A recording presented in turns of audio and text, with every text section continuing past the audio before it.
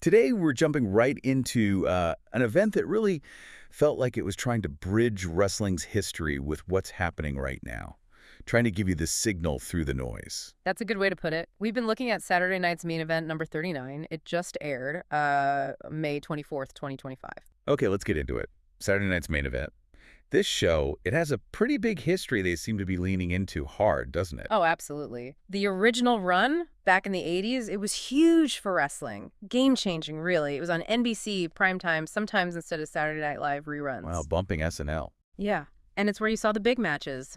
You know, star versus star on free TV. You didn't get that every week otherwise. It was fundamental to how popular wrestling got then, pulling crazy ratings. Like, how crazy? Well, the peak, get this, March 14th, 1987, an 11.6 rating. An 11.6 on network TV. That's Right. I mean, that's unbelievable for wrestling now. Really puts it in perspective. It really does.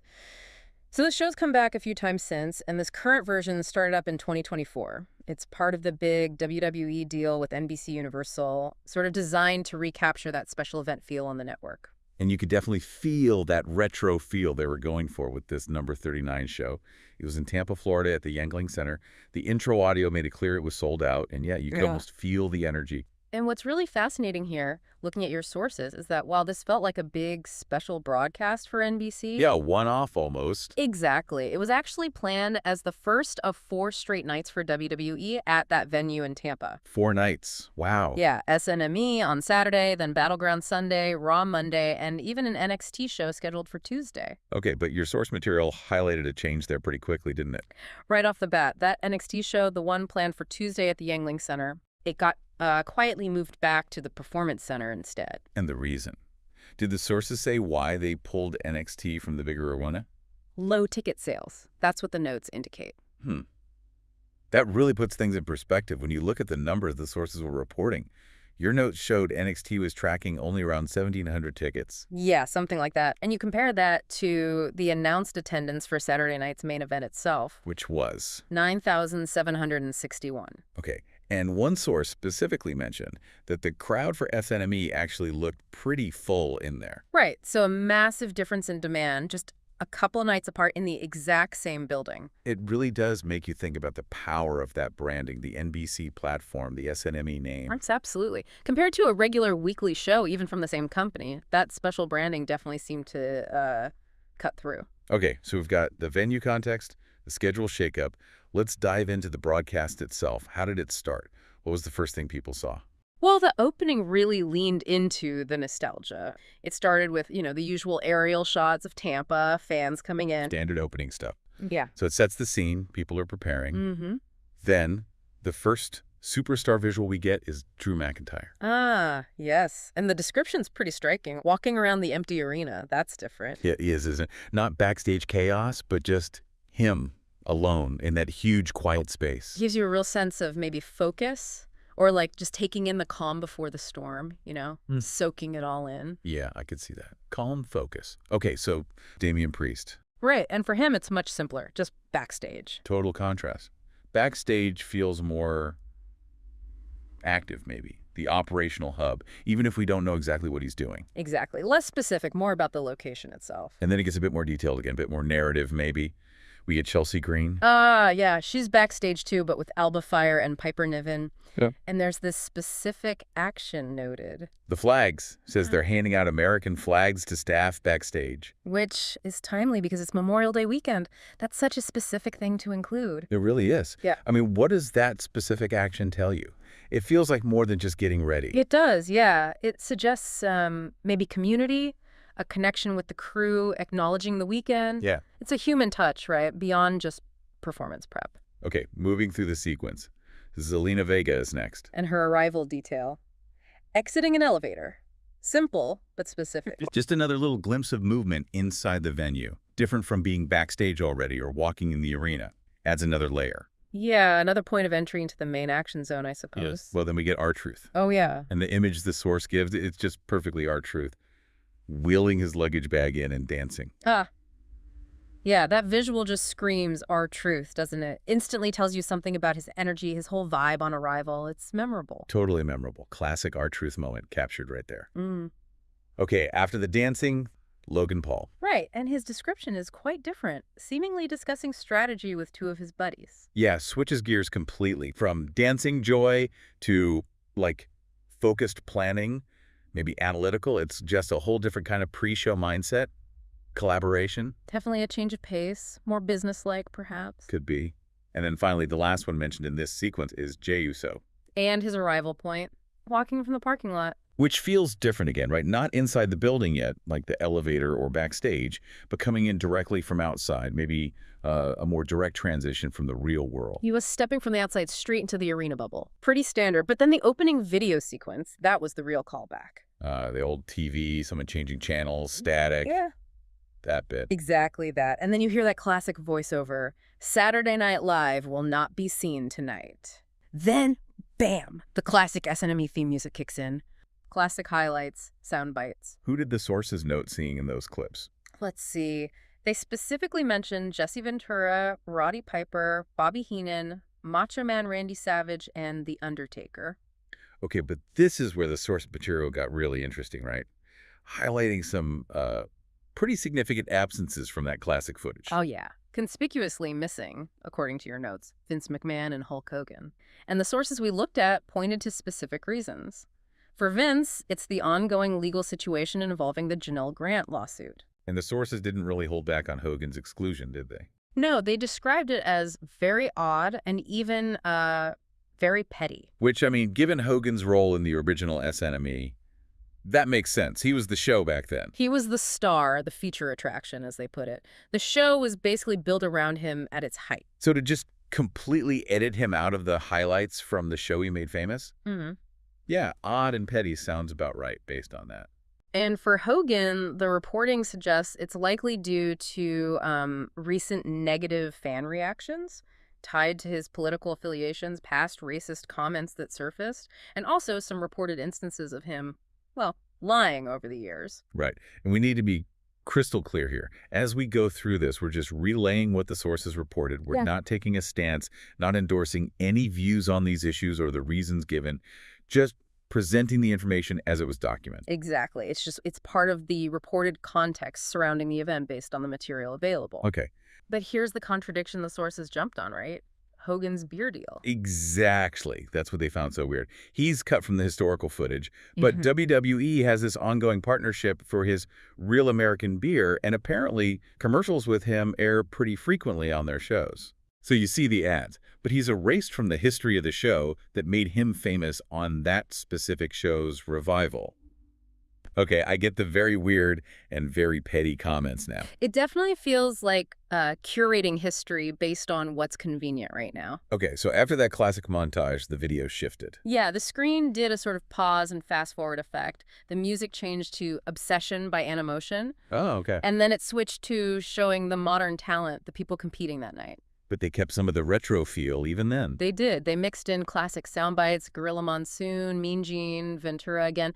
And your sources noted the editing style itself felt very similar to the original SNME run. All right, let's move inside the arena itself. The presentation there also kept that retro vibe going, based on your notes. Oh, absolutely. They really committed visually. You had the throwback WWE logo displayed prominently everywhere. The classic red, white, and blue ropes. Yep. No LED ring posts, which was a big visual difference. Blue carpeting down the aisleway. Right, like the old days. And they had a version of the classic neon entrance, but projected onto the LED screens behind the stage. Kind of a modern take on that old look. That neon look from, like, WrestleMania 8 or early Raw, but updated. Even the refs, plain blue shirts, bow ties, like the old days. Yeah, it felt like more than just set dressing.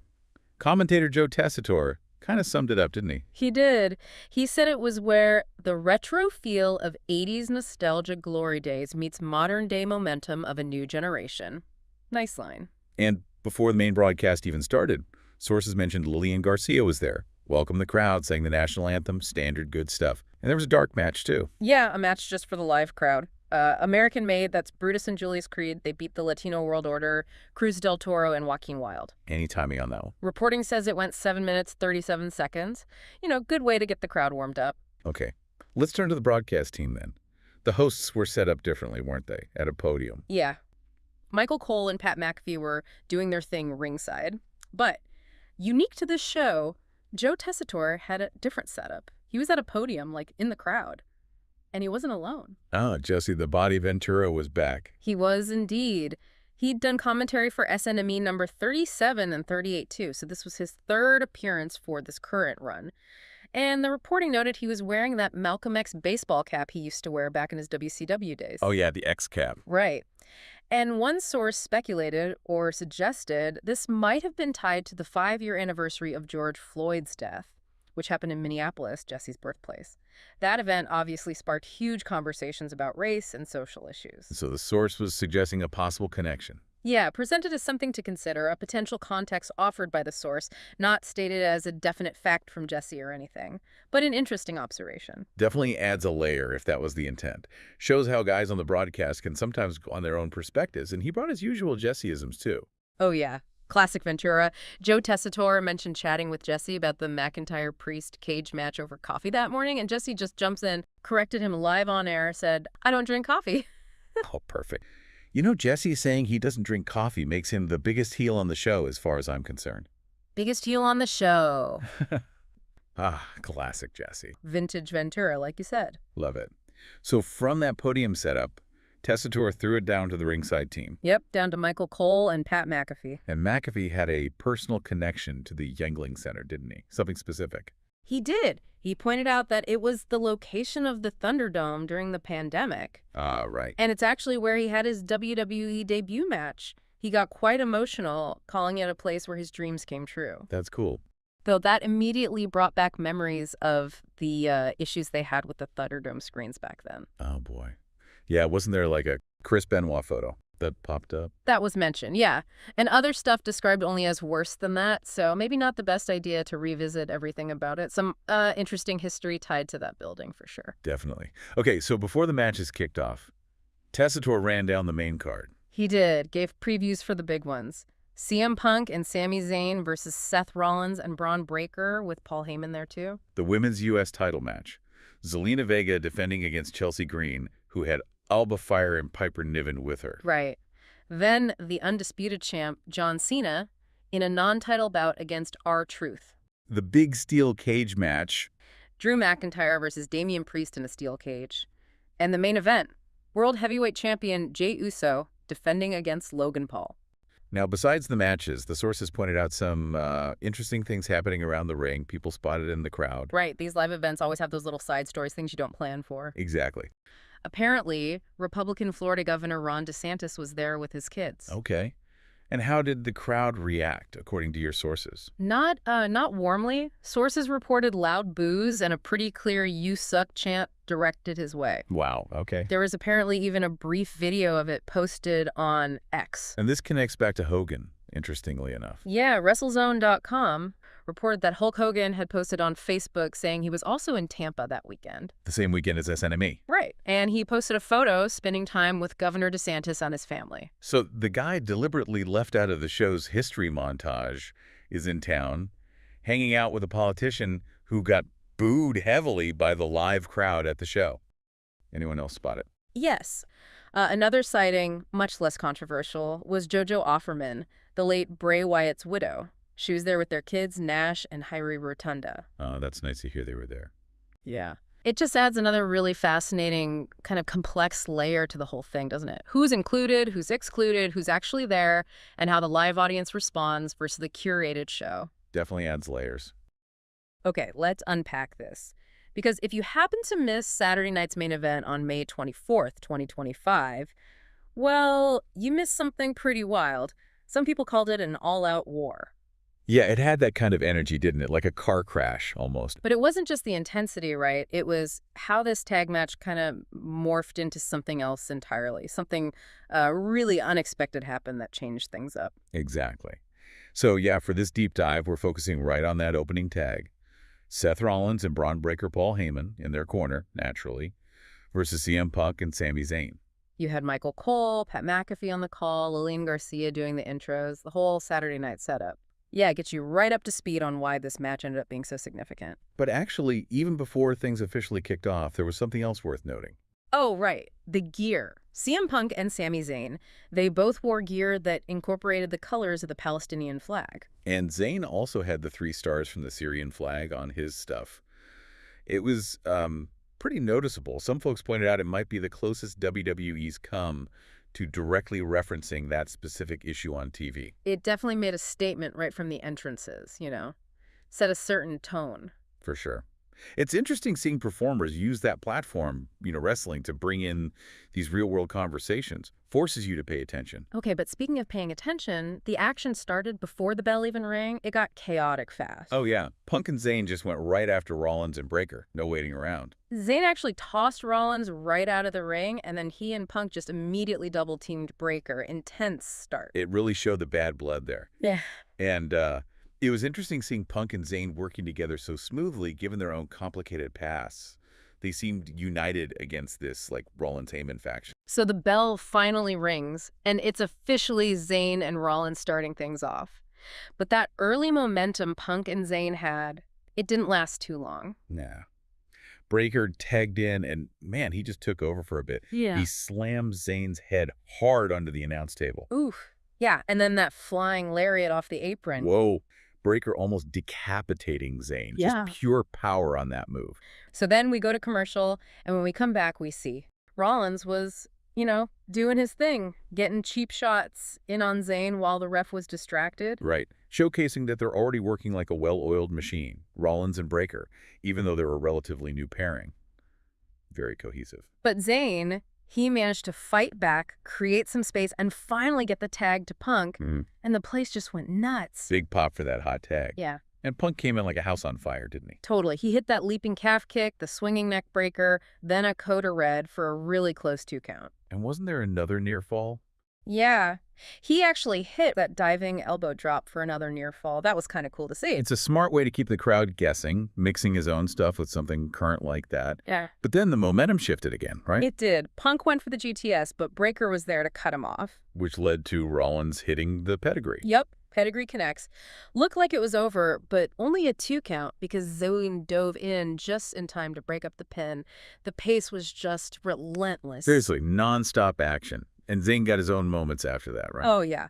Zayn gets back in, hits that awesome tornado DDT, then follows it up with the exploder suplex, sending Breakker crashing into the turnbuckles. He was totally setting up for the Hoveliva kick. You could feel it coming. The crowd was ready. And just as he's about to charge, Paul Heyman. Of course, reaches under the ropes, grabs Zayn's leg. Classic Heyman move. Stops him cold. Total momentum killer exactly when Zayn had things going his way. Such a calculated interference. And while the ref's dealing with Heyman, trying to sort that out. That's when it happened. Utter chaos, out of absolutely nowhere. Bronson Reed hops the barricade, just vaults over like it's nothing. And just trucks CM Punk, runs right through him with a huge body block, sending Punk flying through the Timekeeper's area barricade. Just demolished him. And this was what, about 13 minutes into the match? Wrestling news sites clock the bell to bell around 13 minutes, 10 or 15 seconds, so deep into the match. The timing was perfect for maximum shock value. Reed just appears, takes out Punk. And the surprise element was huge. Multiple reports highlighted that. Just nobody expected him, especially right then. It's that kind of unexpected return that really gets people talking, doesn't it? Definitely. It immediately makes you go, wait, what? What does this mean? And poor Zayn, he sees his partner get absolutely destroyed at ringside. He's stunned, distracted. Turns around, right into a massive spear from Bron Breakker. And that was it. 1, 2, 3, Breakker gets the pin, Rollins and Breakker win. But, like you always say, the story doesn't end when the bell rings. Not even close. Especially not here. The stuff after the match was maybe even more revealing. Right. So Rollins immediately goes over and hugs Bronson Reed. Like a genuine embrace. Then Reed turns and shakes Bron Breakker's hand. Now, this was interesting. Breakker looked kind of surprised by Reed's appearance. Really? Like he wasn't in on the plan. Maybe not entirely. Or maybe just surprised by the timing or Reed himself being the one. The suggestion was Heyman had to quickly, explain things to Breakker ringside. He seemed to go along with it after that. But that initial reaction, it hints at some interesting dynamics within this new group already. Yeah, that adds another layer of potential crack, maybe. Oh. Or just Heyman keeping things close to the vest. Could be either.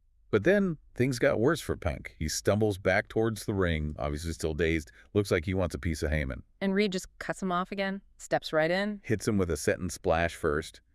Then, while Rollins and Breaker hold Punk down, Reed goes up top. Oh, man. The tsunami. Yep, comes crashing down with that massive top rope splash. Just a brutal, definitive beatdown to end the segment.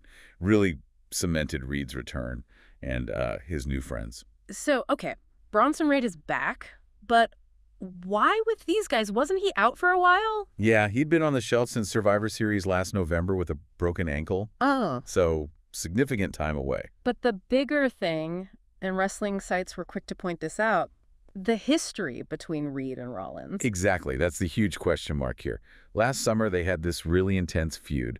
Reed was the one who put Rollins out of action. Yeah. He hit him with multiple tsunamis back then. Seriously, he injured the guy he's now helping. That makes, like, 0 sense on the surface. Right. It's almost unbelievable. Why would the guy who took you out violently now be your ally? What's the motivation? That's the big mystery. So, any theories floating around? Well, the main speculation is that Rollins is probably going to have to explain this whole situation maybe as soon as Raw this week. There has to be some story there, some deal that was made, you know. Yeah, they can't just ignore that history. It's too significant. And it's interesting, this kind of surprise debut or return, it feels a bit like what happened with Jeff Cobb recently. How so? Well, Cobb also showed up unexpectedly, attacked someone, and there were questions afterwards about who exactly knew the plan beforehand. Remember the talk about Solo Sikoa and Jacob Fatu maybe being caught off guard a bit? Oh, yeah, right. So WWE might be using that element of surprise, that maybe not everyone's clued in angle, as a deliberate storytelling tool more often now. Seems like it.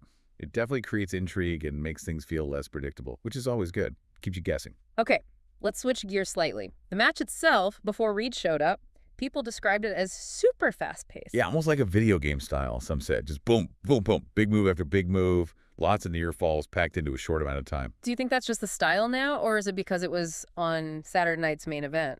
Maybe limited time? Probably a bit of both, but definitely influenced by the show format.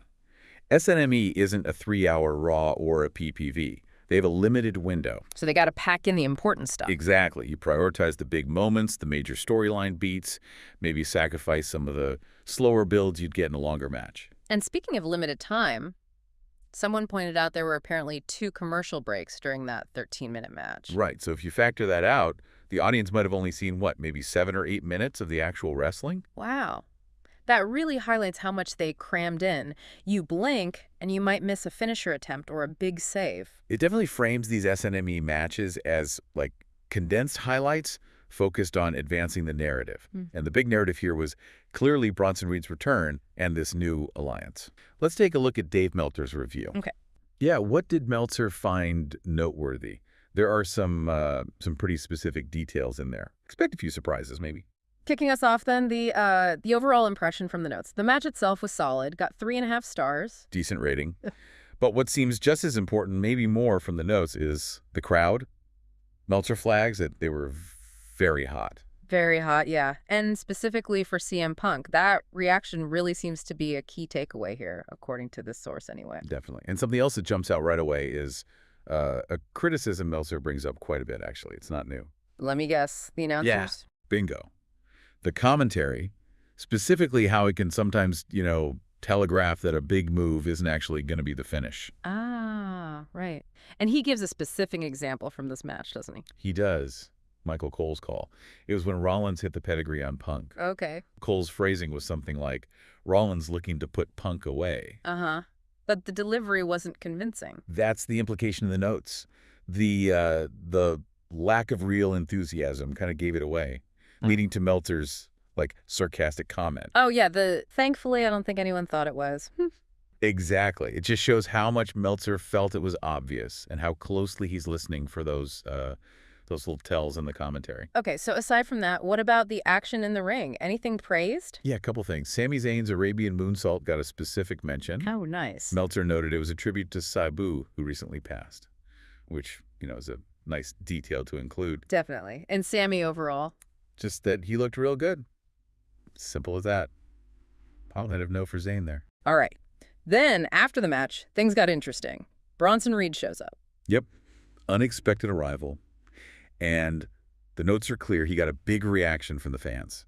So his appearance was treated as a significant moment in the review itself. Seems like it. And that led straight into a post-match thing. The stare down.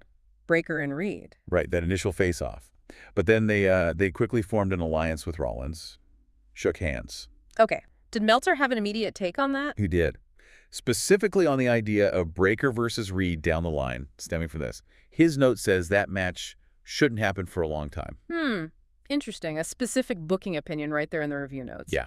But maybe the most intriguing part, and where you see a potential story get set up and maybe dropped, involves Reed and Punk. Go on. Reed hit CM Punk with his finisher, the Tsunami. Okay, big impact move. Meltzer reminds us that Reed injured Seth Rollins last year with multiple tsunamis. Right, so Punk taking that same move, you immediately think, okay, injury angle, potential time off, a storyline. Exactly what it suggests. Okay.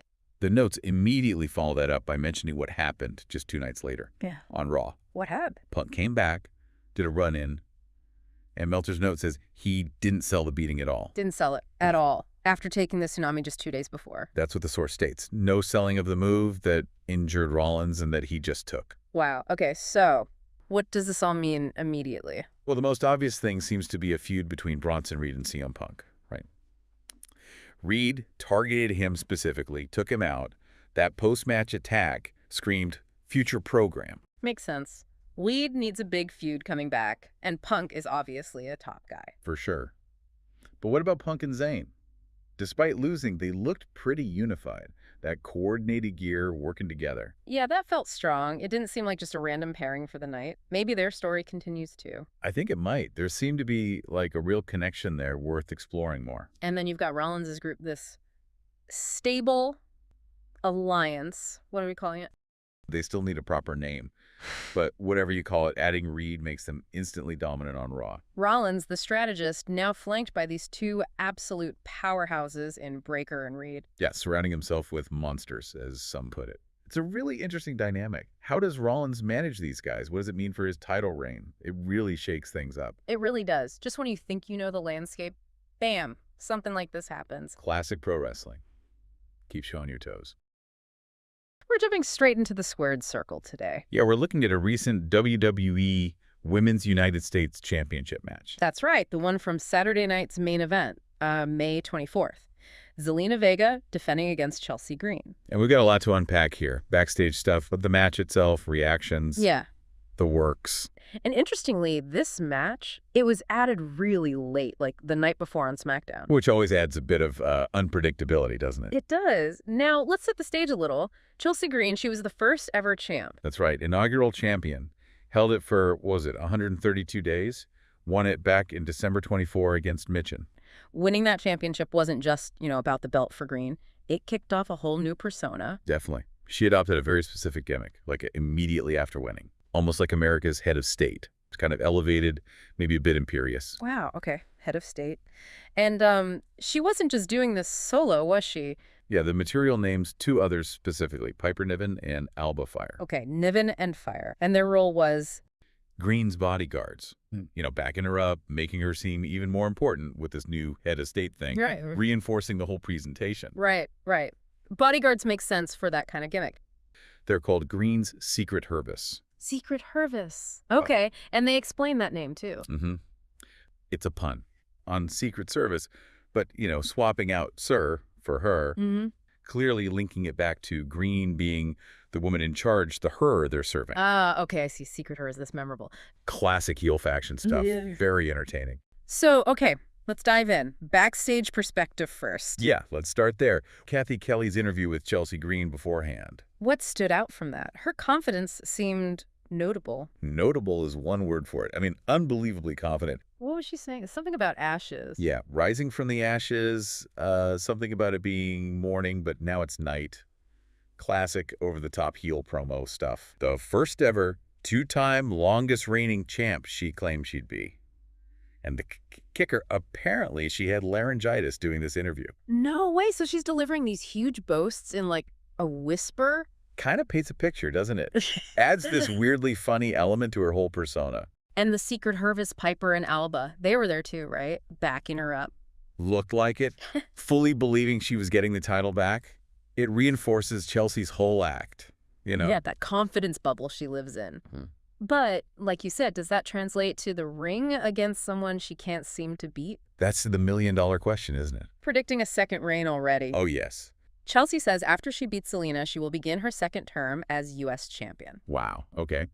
Well, we gave Trump a second term, so why not? Go on. Tell me why not. We had pizza last night, so why not have it again tonight? Right.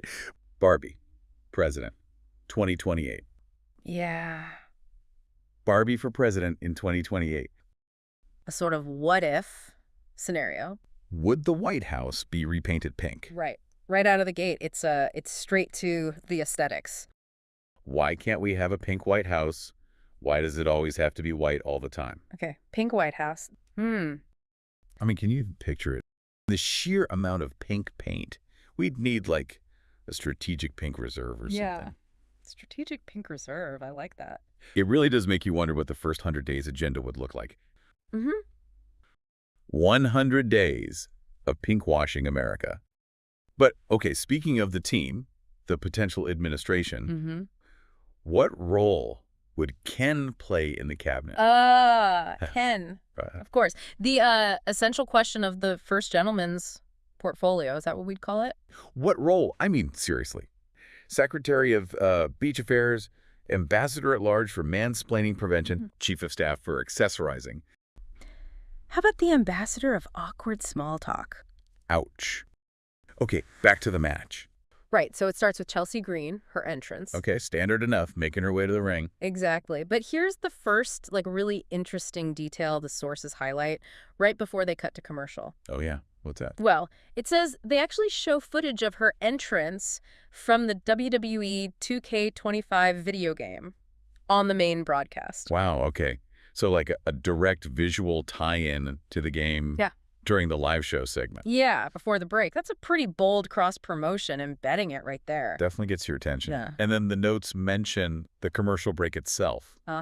Just a quick note that a WWE shop ad ran. Standard stuff. Can't miss the chance to sell some merch, right? Never.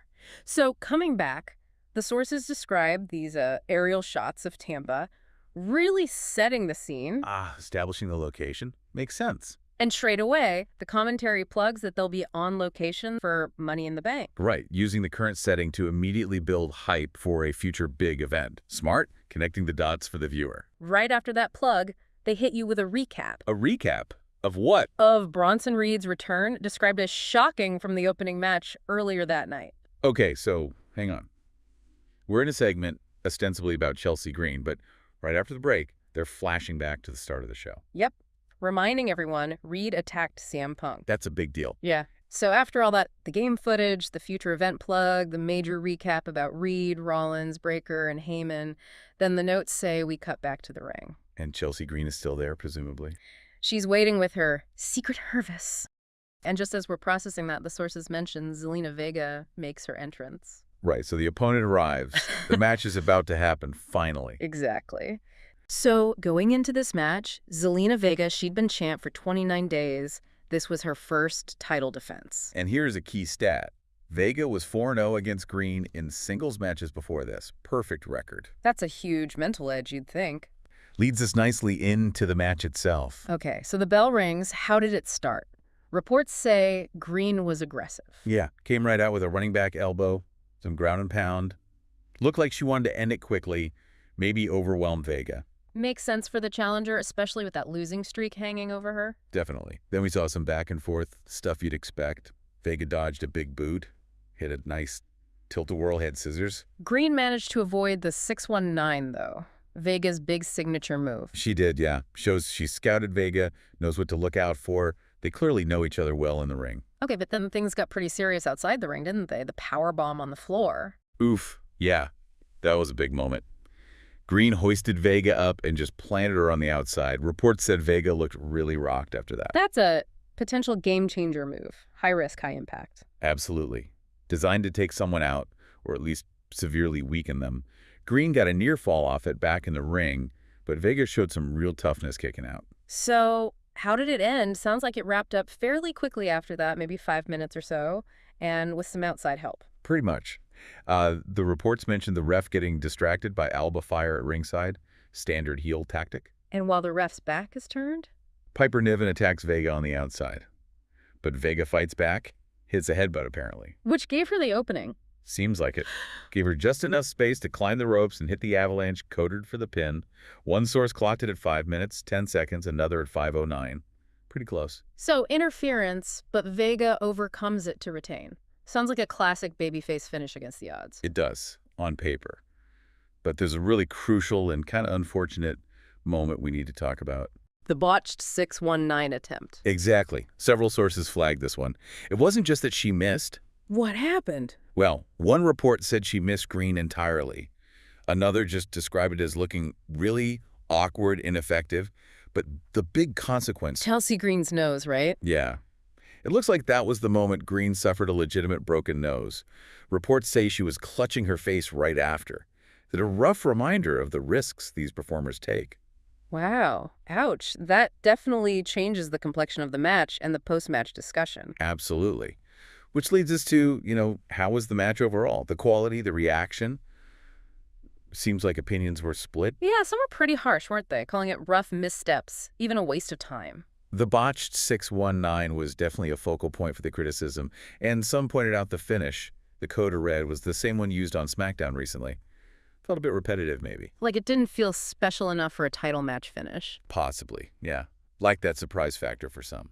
But then, there's another interesting point. The match aired commercial-free. Right, which means we saw everything, including, apparently, a slow-down chin-lock rest spot that might normally get hidden by ads. So maybe seeing the whole thing uninterrupted actually highlighted some of the flaws or the slower moments. And it's possible. Commercial breaks can sometimes, paper over the cracks or change the perceived pacing. Without them, everything's under the microscope. That's a good point. What about the characters? People seem to enjoy Chelsea Green's heel work. Yeah, there's definitely a feeling she's an entertaining villain. People like watching her try to cheat, her whole persona clicks. But on the flip side... Zelina Vega, having trouble connecting as the hero. That seems to be the sentiment from some corners. One comment was pretty blunt, suggesting her character doesn't have much depth beyond, being short. Ouch. That's harsh. But it does touch on something important in wrestling. Character connection is vital, maybe even more than just ring work sometimes. It really is. Yeah. And maybe in this matchup, Chelsea's really strong, defined heel character is kind of overshadowing Vega's attempt to be this sympathetic babyface champion. It makes it harder for the crowd to fully invest in Vega's reign, perhaps. A constant balancing act. So let's take a look at Dave Meltzer's analysis of this match. Yeah, what did it say? Well, the assessment was pretty brief, no star rating given, described as short, and I think the quote was, not much to it. Okay, so pretty dismissive of the match itself. Kinda, yeah. But then it gets interesting because the notes pivot. They focus on Chelsea Green's character. Meltzer's quoted calling her a great character as a heel mid-level champion. Ah, okay. So even if the match wasn't highly rated, the character work stood out. Exactly. And he apparently says she should be champion again. That focus on character over the match, in this instance, it's an interesting takeaway from these notes, right? It really highlights the value maybe placed on that entertainment aspect for her role. Right. It feels like the notes are saying, look, the potential, the character work, it's there. But then almost immediately it adds, it doesn't have to be now. That's a key qualifier. Yeah, that nuance feels pretty significant. Like recognizing the talent, but maybe not seeing an urgent need for the title push right this second. At least, from this viewpoint in the notes. Exactly. It's sort of assessing where someone fits into the bigger picture, maybe, at that exact moment. Okay, let's circle back to that injury. A broken nose for Chelsea Green. That's serious. It is. Yeah. But incredibly, the word is she's not expected to miss any TV time. Really? Wow. That's tough. Yeah, apparently getting praised backstage for her toughness. And she even posted about it on social media, didn't she? Yeah, something like, I hate Saturdays with pictures of the injury. You gotta respect that grit. Absolutely. Total pro. It shows incredible dedication to just keep going like that.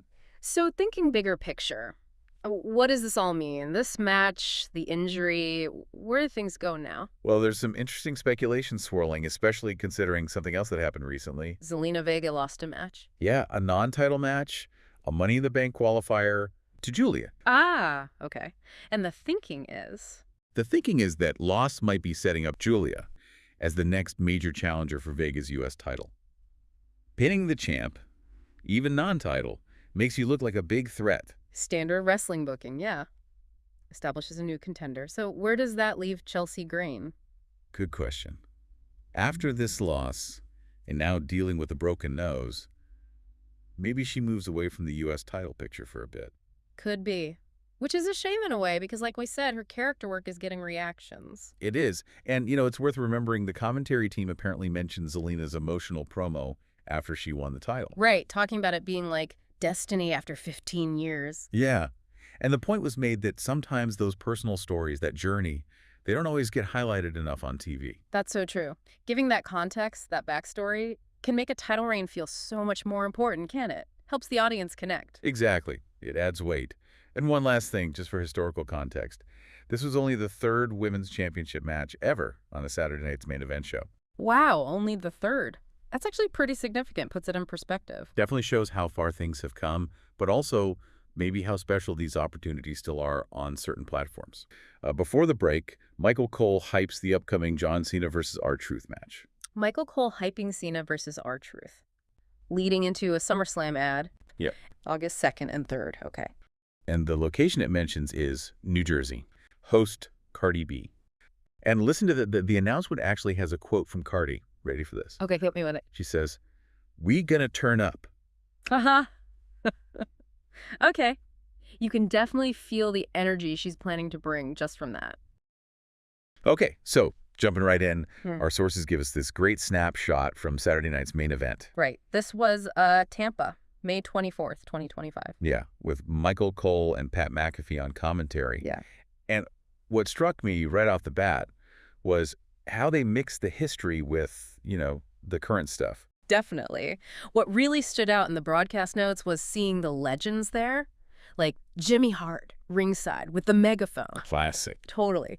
And one summary pointed out he managed in like over 30 Saturday night's main events back in the day. Wow. Yeah, even mentioned him managing the Nasty Boys against the Bushwhackers. So it's this like direct line to the past right there on the broadcast. And speaking of Bushwhackers, Luke was there too. Yeah. Hall of Famer. Yep. And you had that moment, that attempted Bushwhacker lick on Jimmy Hart. Classic Bushwhacker chaos. It really felt like a deliberate nod, you know, a tip of the cap to that history right in front of everyone. Bushwhacker Luke Williams, the notes mention he's 78. And Jimmy Hart noted at 81. 81, wow. And the reaction captured in the notes about them being there and how they looked, it was pretty strong. Meltzer's quoted saying, quote, "Absolutely not one person who watched the show will believe that." Like, believe their ages, presumably. Yeah, that's what's fascinating there. Not just that they were spotted, but the sheer, like, disbelief recorded in the nights about their age and appearance. Right. Especially that specific bit about Jimmy Hart. Jimmy may be the youngest-looking 81-year-old in history. And then it adds, and it's not like he's had an easy life. Huh. It's just an observation from the notes that really kind of underscores their incredible endurance, or at least the perception of it. It's a wild detail to include, for sure. Yeah. And even, like, small things. Pat McAfee doing the pencil flip for Mr. Perfect. Oh, yeah. That's all that mentioned. It just reinforces that connection. It shows they're aware of their own, you know, lineage, celebrating it while the show's still rolling. Okay, so let's shift gears slightly. Moving from the ring for a second. Because the sources also flagged some big announcements about stuff happening outside the ring, which seems like a trend. Oh, for sure. This Fanatics Games thing sounds, well, big. Right. Scheduled for June 20th to the 22nd. In New York City, Javits Center. And it's not just like an autograph session. They're calling it a decathlon-style competition. 8 challenges, testing different skills. And the names involved. Wow. Seriously stacked. You've got top WWE people, John Cena, Logan Paul, Becky Lynch, Tiffany Stratton, Cody Rhodes, Rhea Ripley, Liv Morgan, Seth Rollins. And then alongside them, you've got these huge mainstream sports stars. Yeah. Tom Brady, A-Rod, Jaden Daniels, Gronk, Kevin Durant. It's quite the mix. And they mentioned 50 fans get to compete, too. Yeah, which is wild. So what's the angle there for WWE putting their guys and girls in that kind of setting, competing like athletes next to Brady and Durant? Well, I think that's the insight, right? When you look across the sources, it feels like they're positioning the WWE roster as, you know, legitimate, multi-skilled athletes. Well, not just performers. Exactly. On this global stage, it's a huge crossover, pushes the WWE brand into that wider sports and entertainment world. Maybe it reaches people who wouldn't normally watch. And the prize money, $2 million adds some serious stakes. For sure. It's not just for show. It definitely makes you pay attention when you see that list of names all together. Yeah.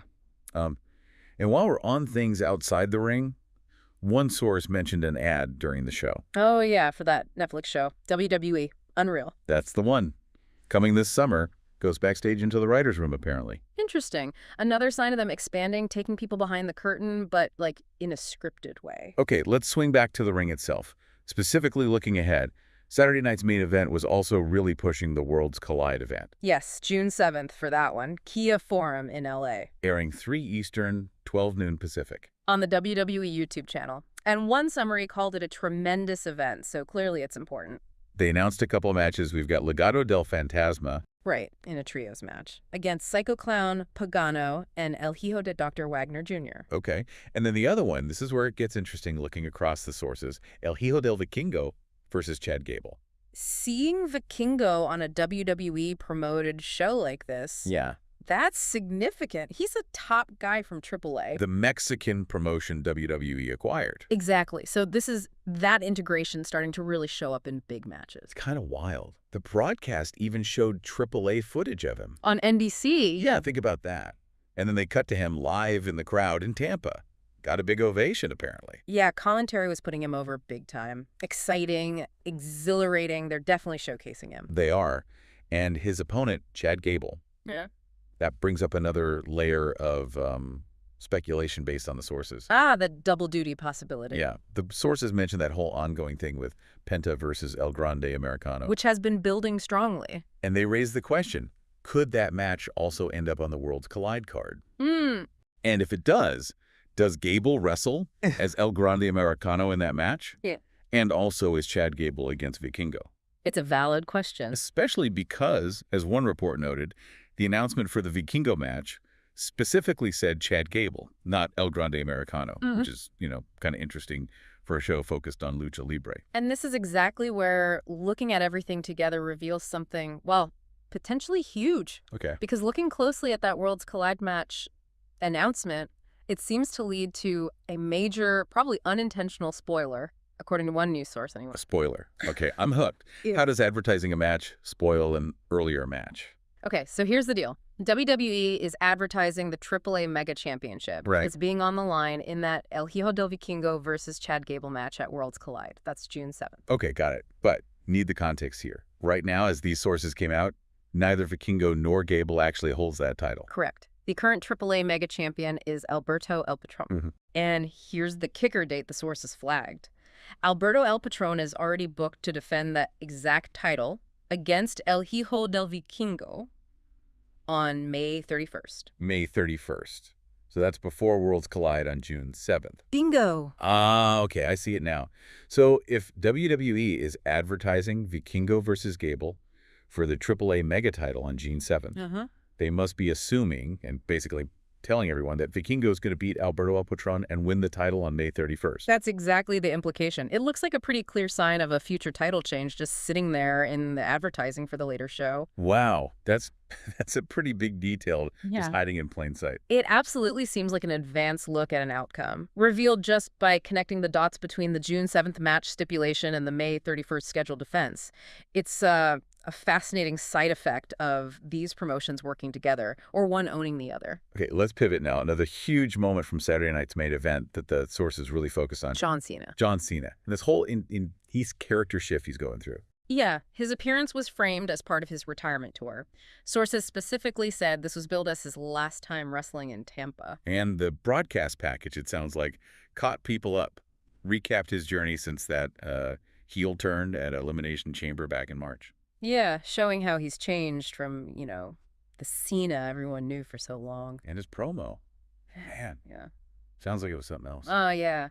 He apparently went in hard, talking about the crowd making the same damn noise for 25 years. Wow. Using really strong stuff, like calling his relationship with the fans abusive, saying he was a victim. That's stark. He claimed changing, winning, it was never enough. Called the fans hurtful, selfish takers. Pretty much. And he flipped the script on his own merch, saying fans wear it for themselves, not to support him, contrasting it with his claim that he lives hustle, loyalty, and respect every single day. And declared himself a 17-time world champion. Yep. And then dropped that line. I don't need you anymore. I don't care about you, and you don't matter to me. Just brutal. Directed right at the audience. Totally. And then stated his goal. I am going to ruin wrestling for every fan, every wrestler, for everyone. Whoa. Saying he'll be the last real champion, and nothing can stop him. It's a complete 180 for a guy who was the ultimate good guy for, like, decades. It really is. And it set up his match against R-Truth, right? Calling it reality check time. Yeah. It shows they're really leaning into this darker version of Cena, committing to it. Today, we're strapping in for a close look at a really interesting one, that non-title match between John Cena and R-Truth. Yeah, from Saturday night's main event, aired May 24th, 2025. So, setting the stage a bit, earlier in the show, they announced that big WWE weekend coming to Atlanta in July. Right, yeah. NXT Great American Bash on Saturday afternoon, July 12th, then Saturday night's main event that night. And Evolution wrapping it up on Sunday the 13th. Mostly at State Farm Arena. Yeah, all except Great American Bash. That's going to be a center stage theater, so a big weekend planned. And scheduling Great American Bash, even if it's an afternoon show, on the same day as AEW's All in Texas. That feels deliberate. Oh, absolutely. Even with different time slots, it's definitely a competitive move. Signals they're not shying away from going head-to-head for viewer attention. It'll be interesting to track the viewership numbers for both that day. For sure. The notes specifically point out that when they first announced Great American Bash on that Saturday show, they didn't actually say when it would take place, just that it was happening. Oh, interesting. So they held back the date initially. Did the notes suggest why? Well, the source material we have characterizes Meltzer as being very pro-AEW and becomes very defensive of WWE's counter-programming. So reading between the lines of the notes, this delayed reveal of the specific Saturday afternoon date, it's viewed as a strategic move linked to the competition. That's key then. The notes seem to frame the whole announcement process like announcing it Saturday without the when, then hinting on Raw, then dropping the date later as a tactical rollout. Yeah. It suggests that, in this analysis at least, even something like an event announcement is seen through the lens of this larger competitive landscape, strategic decisions between the companies. And then there's the buzz around that July Saturday night's main event in Atlanta itself. The Goldberg speculation. Exactly. Rumors that it could be his retirement show. The start time is advertised as doors open at 7:30 Eastern, which suggests an 8 o'clock show start on NBC. If Goldberg's farewell match is on there, that adds a whole other level of significance. Definitely boosts that particular SNME show. And then Evolution. The first one in 2018 was huge. A real moment. It absolutely was. Groundbreaking. But, you know, some questions are being raised now. Is the women's roster, depth-wise, as strong now compared to 2018? Especially without, say, a Ronda Rousey figure bringing that mainstream crossover appeal. That's a fair point. The talent is incredible. You've got Rhea Ripley, Becky Lynch, Charlotte Flair, Bianca Belair, loads of others undeniably top-tier wrestlers. No question about the talent.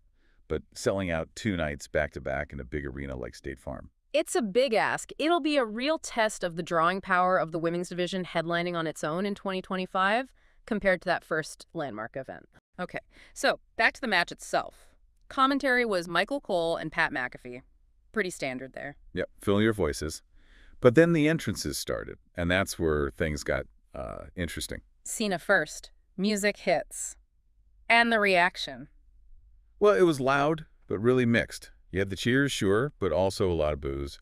And apparently, even some folks in Cena shirts were booing him. That's something. And they put up that graphic, didn't they? They did. Highlighting, 17-time champ, his 6th SNME appearance. But crucially, it also showed R-Truth was actually 2-1 against Cena, historically. Oh, wow. Okay, so they immediately framed Truth as someone who can beat Cena, sets a different tone. Exactly. It lent some credibility right away. And I saw this mentioned in the fan reaction. Someone had a sign, like Gollum from Lord of the Rings, clutching the WWE title belt, saying, "My precious." Wow.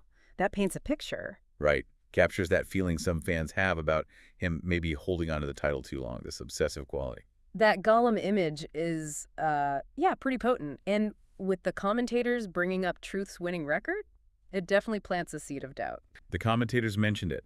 Cena's only win against Truth before this was for the title, back at Capital Punishment. But still, 2-1 Truth. That immediately adds a layer, doesn't it? Even for a non-title match, it's not just a foregone conclusion. But then came Truth's entrance. Right.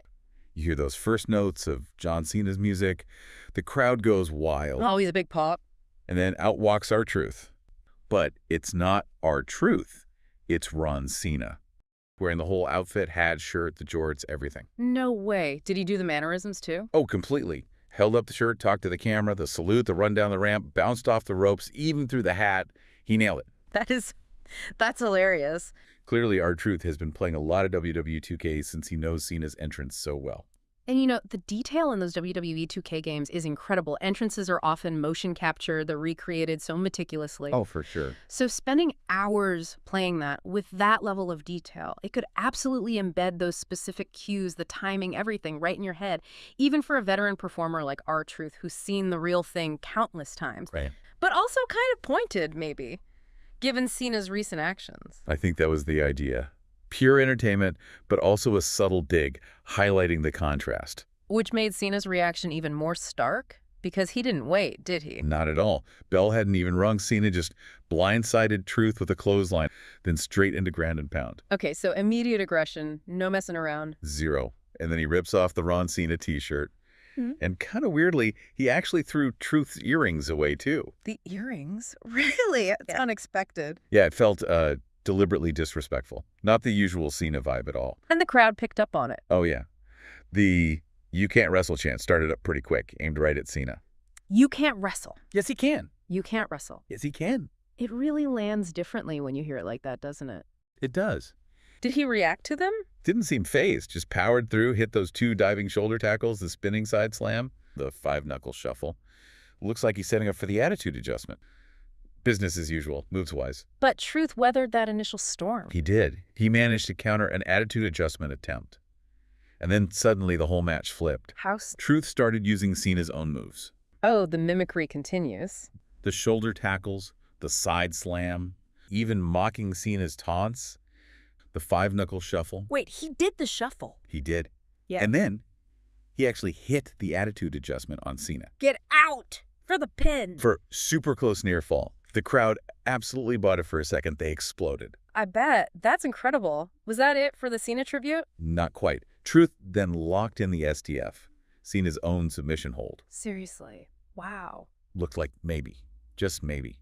But Cena managed to crawl and just barely reach the bottom rope to force the break. Man, Truth really went all in on being the better Cena there, didn't he? It really felt like it, yeah. Using all the signature stuff, which made the ending even more jarring. Okay, so how did it finish? Because it sounds like Truth had all the momentum. Well, things spilled outside for a moment. Cena recovered and then just drove Truth face first, hard, into the steel ring post. Really brutal looking. Ouch. Okay, that shifts things back. But then it got even weirder. And here's maybe the most intriguing part of the match. Cena grabs the WWE Championship belt. Uh-oh. Remember, this wasn't a title match. Right, non-title, so why grab the belt? He holds it up, looks at it, looks at Truth. He seems conflicted, like he's thinking about using it. But then he hesitated and actually handed it back to the ref. Huh. A moment of conscience? That hesitation. Is it real or is it mind games? That's the question, right? Is it a flash of the old Cena, the guy who wouldn't cheat? Or is he just messing with Truth, messing with the crowd? It adds complexity even in such a short match. That ambiguity is kind of compelling. Well, whatever it was, Truth seems to buy it. Truth starts to kind of celebrate, thinking maybe he'd gotten through to Cena, you know. Yeah, like maybe the old Cena was still in there. But nope. He thinks Cena's showing respect, maybe. He actually extends his hand for a handshake. Oh, Truth. No. Nope. As the ref was dealing with the belt, Cena just turns and delivers a blatant low blow to Truth. Oh, come on. Serious. Dead serious. Low blow. Then hoisted him straight up for the attitude adjustment. 1, 2, 3. Match over. Just like that. 4 minutes, 25 seconds was the official time. Wow, that's dirty. A cheap shot win. And he wasn't even done. After the bell, he took the title belt back from the ref and hit Truth with it while he was down. A despicable act, as the commentators apparently called it. Yeah, they really hammered that point home, questioning if this is how fans wanted to see Cena's final run play out. But then the crowd reaction was interesting. Very. Almost immediately you hear, "Thank you, Cena." Chants start up. Even after the belt shot. Even after the belt shot. But then, almost just as fast, the Saturday night's main event theme music blasts through the arena. Seemed like they were trying to drown out those chants, maybe. That's telling. So you've got the commentary condemning him, some fans thanking him maybe out of legacy respect, and production possibly trying to manage the audio narrative. Complex. Well, it really is. Does it mean fans are kind of over the heel Cena novelty already?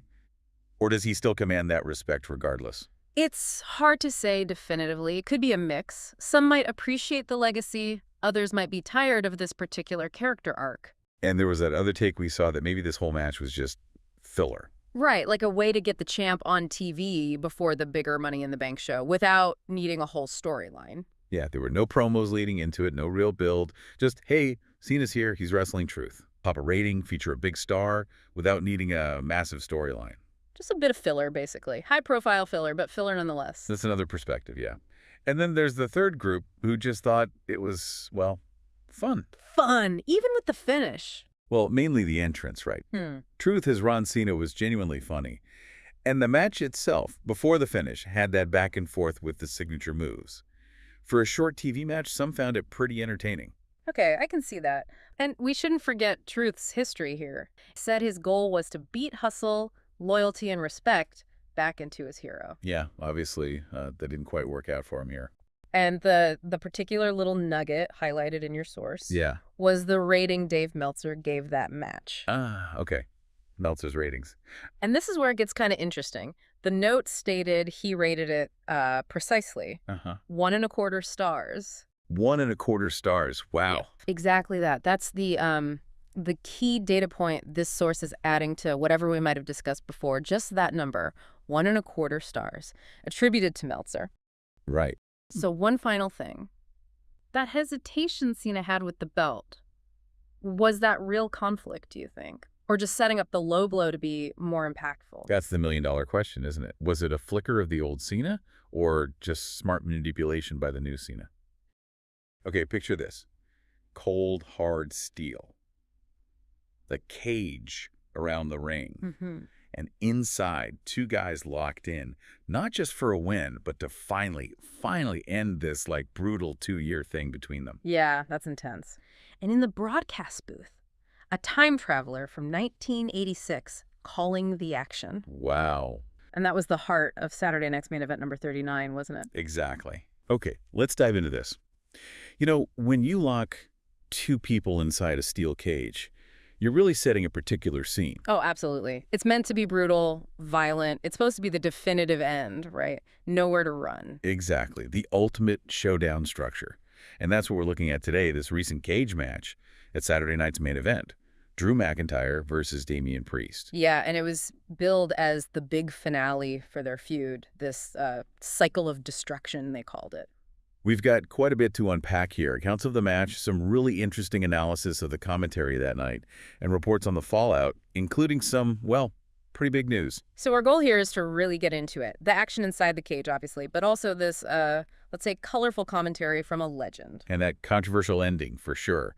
Plus what it means going forward, especially with that news that broke afterwards. It's a look behind the curtain, really. And we should probably set the stage a bit. This wasn't just some random match. This feud goes back over a year. It does. It really ignited when Priest cashed in Money in the Bank on Drew right after he'd won the title at WrestleMania. Ouch! Yeah, that's the kind of thing that sticks with you, cost him the championship. Totally. And since then, they've injured each other, had multiple battles. Back and forth, violence, interference, just chaos. So this cage match, the idea was, okay, this has to end the cycle. Makes sense. Put him in the corner. Yeah, and the rules were pretty standard cage rules, you know? Right. Pinfall, submission, or get out of the cage. Over the top or through the door. Right. Either way works. So just setting that scene. Yeah.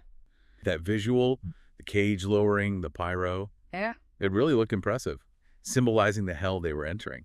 But before we even got to the match, there was that quick little moment backstage, kind of intriguing. With Jey Uso and John Cena. That's the one.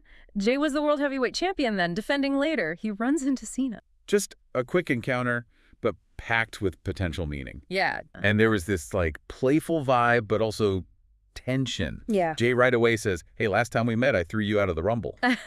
Yeah. Cena laughed it off, called it very funny, but then he pivoted, didn't he? He did. Talked about their next meeting, but also about Jey's upcoming title match against Logan Paul. And that's where it got pointed.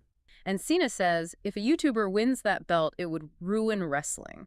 Wait, hang on. Didn't Cena himself say not that long ago that he wanted to ruin wrestling? Exactly. That's the twist, right? Yeah. Definitely felt like maybe Cena was planting a seed for something down the line. He wished Jey luck, but... He added that he'd be watching closely. And coming from Cena, who'd already wrestled earlier, that felt significant. Like, maybe he's not done yet. Yeah, a little breadcrumb for everyone watching. And, adding to the whole SNME vibe, they showed Leilani Kai and Tatanka in the crowd. Nice little touches. Yeah, those nods to history are always cool. So then, it was time. The steel cage. Yeah. And adding another layer to this whole thing was the guest commentator. None other than Jesse the Body Ventura. Yep. Gave it that classic Saturday night's main event vibe. But Ventura on commentary. Oh. Wow, that became its own story, didn't it? Based on the analysis we saw. It really did. He was there with Michael Cole and Pat McAfee. They even showed old footage of Ventura wrestling in that same arena back in '86. And Ventura was quick to claim he set a record that night, wrestling and commentating on the same show. Uh-huh.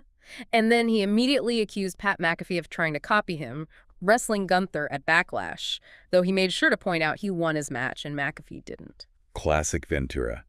And then there was the thing with him talking over Lillian Garcia during the rules. Yeah, apparently that got some laughs backstage. It's generally a big no-no for announcers to do that. But what really jumped out from the analysis was, well, how sort of out of touch some of his commentary felt.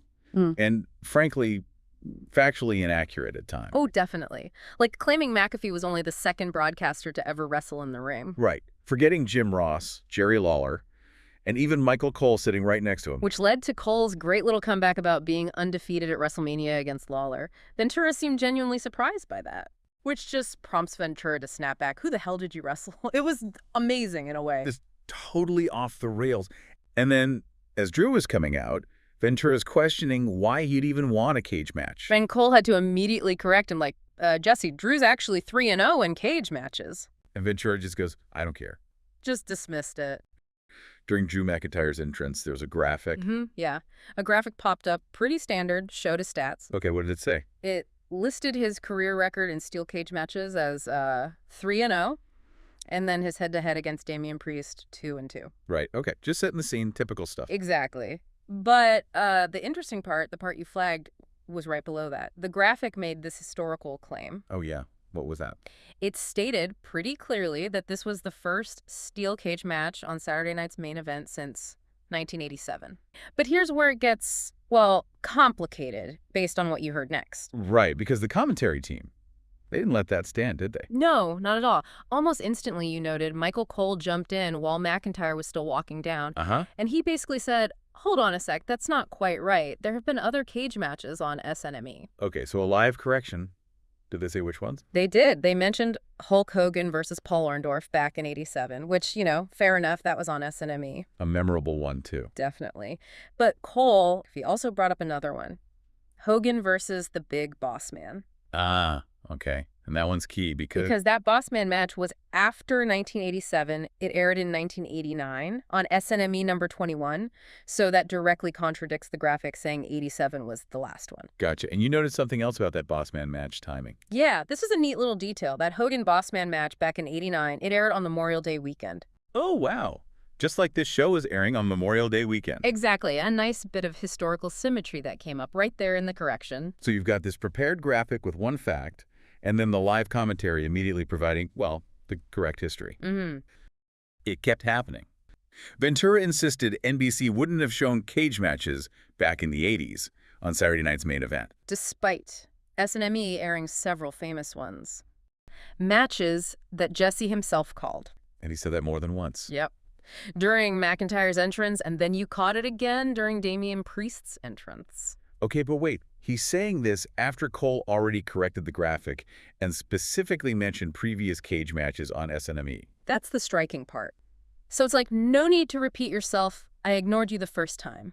Cole and McAfee had to remind him right then and there. It was constant. Like, you needed a fact checker sitting next to him the whole time. One recap definitely described it like that, like watching with someone who hadn't seen wrestling in 30 years. And even tiny things, like you mentioned, catching that cough on the mic during some talk about turnbuckles. But weirdly, some people found it charming, entertaining in its own bizarre way. I guess it was definitely memorable. And the violence started immediately. Right away. Drew McIntyre attacked Damian Priest before Priest even got properly in the cage. He didn't even wait for the bell or for the door to shut properly. Nope. Straight attack on Priest. And he brings 2 steel chairs into the cage with him. And the start was just pure brawling, wasn't it? Forearm smashes, knife-edge chops that sounded painful, Priest hitting the lifting flatliner, super kicks. They were trying to maim each other, as one source put it. Lots of driving each other into the steel mesh, eye rakes, just pure intensity. That lawn dart spot looked nasty. Brutal stuff. After the break, the action ramps up again. Priest hits a move, kind of like the Claymore, then his South of Heaven finisher. But McIntyre kicks out, big near fall. Priest then tries to climb out. Drew stops him, though. And this leads to that huge spot. The superplex, off the very top of the cage. One source called it the old Hogan Bossman spot, right? A clear callback. And what was crazy was Drew just kipped right back up afterwards. Showed incredible resilience. Classic Drew McIntyre. He follows that up with his own Claymore, but Priest kicks out again. Another huge near fall. And then, showing how long this feud has gone, how well they know each other, Drew hits Priest with Priest's own move, the South of Heaven chokeslam. But still only a near fall. Intense stuff. And those chairs Drew brought in earlier, they came back into play. McIntyre used one on Priest's gut and back. Ouch. Just laying into him. And what's Ventura talking about during this? The referee. Oh my God, yes. Questioning if the ref gets a full paycheck just for counting pins or submissions or watching escapes, since there's no DQs or countouts in the cage. And McAfee pointed out it's a hazardous working environment. Right. And that's hilarious because Jesse was the guy who wanted to unionize pro wrestling back in 1986. Wow. Okay. Unionized pro wrestling. In 1986. So why didn't it happen? Ah, that's interesting. Under oath, apparently, during the discovery for that royalty lawsuit filed by Jesse Ventura back in 1990. 1990. Yeah. McMahon allegedly admitted that, yes, Hulk Hogan informed him about Jesse Ventura's efforts to unionize the wrestlers. And that, effectively shut the whole idea down before it could really gain any traction. Wow. And then, Jesse said he wanted to keep track of the referees and the speed of their count. It's a conspiracy, pointing fingers, and kept doubting the speed of the counts, even when replays showed they were fine. Right. It's a conspiracy, McMahon. Wow. The sources described it as, sometimes distracting, but also having this weird nostalgic charm, like watching with your uncle who hasn't seen wrestling since 1988. Exactly. But while Jesse was doing his thing... Inside the cage, McIntyre and Priest were just tearing into each other. Exactly what you'd expect. Absolutely brutal. But all of this, the near falls, the weapons, the commentary, it's all building, right? Building towards the finish. The finish that got everybody talking, McIntyre wedges that second chair in the corner. Looks like he's setting up the Claymore. Gonna drive Priest face first into it. But Priest ducks. McIntyre hits the chair himself. Hard. And Priest jumps on it, grabs the chair, drives it right into McIntyre's throat. Vicious. And then he grabs the other chair. The concerto. That move is loaded with history, isn't it? Priest used it to take out Edge, his mentor, the guy who basically invented the move. Symbolic and brutal. Totally. So Priest delivers the concerto. McIntyre is out cold, not moving. Priest just stands over him. And the rules are pinfall, submission, or escape the cage door, or over the top. Both feet hit the floor. He could pin him right there. End it definitively. But he doesn't. He turns, walks toward the cage door, pauses right on the last step, looks back at McIntyre. And then just steps out.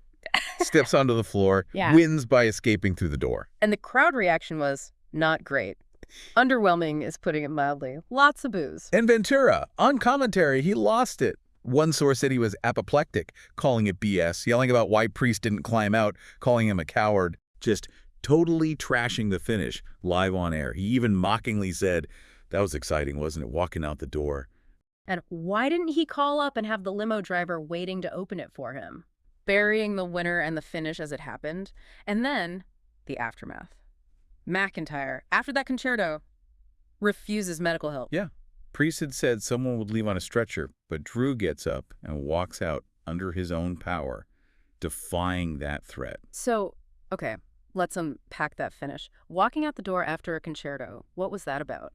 It felt flat, didn't it, after all that violence? Well, there were two main takes. Cole, on commentary, tried to sell it as the ultimate insult. Like, Priest beat him so bad he didn't even need to pin him. Just walking away was enough disrespect. I mean, I guess I see the logic. Yeah. But it didn't feel like that watching it. It felt cheap. And that's the other side. A lot of people, fans, reviewers, felt it was, let's say, shitty booking. That for this feud, this blood feud, walking out the door was just anticlimactic, weak, diminished the whole match. The escape rule itself is divisive, goes way back. Some like the drama potential, others hate it. But in this specific context, after that brutal finish, walking out felt wrong to a lot of people. Indefensible, some said. And the crowd seemed to agree. They were really getting behind Drew during the match, weren't they? Even though he was supposed to be the heel. They absolutely were. Which leads to this other idea floating around, the double turn. Yeah, think about it. Controversial finish, the babyface winner, Priest, gets buried by commentary, looks like a coward walking out, while the heel loser, McIntyre, refuses the stretcher, walks out tough. So maybe it was deliberate, or maybe it just happened that way. Priest ends up looking like the heel, Drew the face. Could be either, but the result seems to be a shift in how they're perceived, which is kind of ironic for a match meant to end their story definitively. Totally. And Drew walking out, despite the concerto, it suggested he wouldn't be gone too long, right?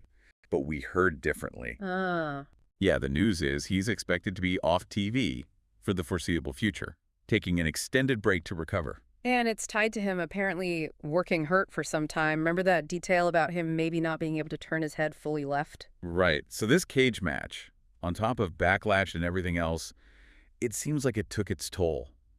The sources say this match was the planned end of his current run before this break. Which is a big deal. He's a major player on whatever show he's on. But look, if he's hurt, he absolutely needs the time off. Health comes first. Absolutely. Let's take a look at what Dave Meltzer had to say about this match. Okay, so first up, the rating Meltzer gave it. 3 3/4 stars. Which, in his system, that's pretty good. Very solid match. It sets the baseline. But the notes, that's where the why comes in. Right, and a lot of that why is outside the ropes. Like the commentary, he spent some time on Jesse Ventura. Yeah, he mentioned the nostalgia was strong. Yeah. Said he loves Ventura's delivery, which is, well, that's significant praise. It is. But then he also said it was, quote, a bit sad when Ventura messed up on something specific. And reacted poorly to the finish, yeah. And that contrast is interesting, right? He sees the positive history, the delivery style. But he's also critical of a stumble that, for him, impacted the viewing. Exactly. It shows commentary isn't just wallpaper. It's an active part of the experience he's judging. And sticking with commentary, he also brought up Michael Cole. Yes. The near fall point. Cole apparently indicated something wasn't the finish, basically giving it away. Right. Like, it's how the announcers are taught. Which is a fascinating point Meltzer often touches on, that conflict between, say, standard production training and just letting the suspense build naturally. So it's not just a one-off complaint about Cole. No, it feels like he's critiquing the whole approach, the system, maybe comparing it to what he thinks builds better drama. Okay, so that's the rating and the commentary angle. Yeah. But Meltzer always brings in the crowd reaction. He does, and here he specifically noted the fans really started backing McIntyre after a chokeslam. That's a key detail. It tells you something about the match's story connecting. Yeah, Meltzer uses crowd noise as a kind of barometer. Is the story landing? Is it getting the reaction it's supposed to? So the chokeslam wasn't just a move.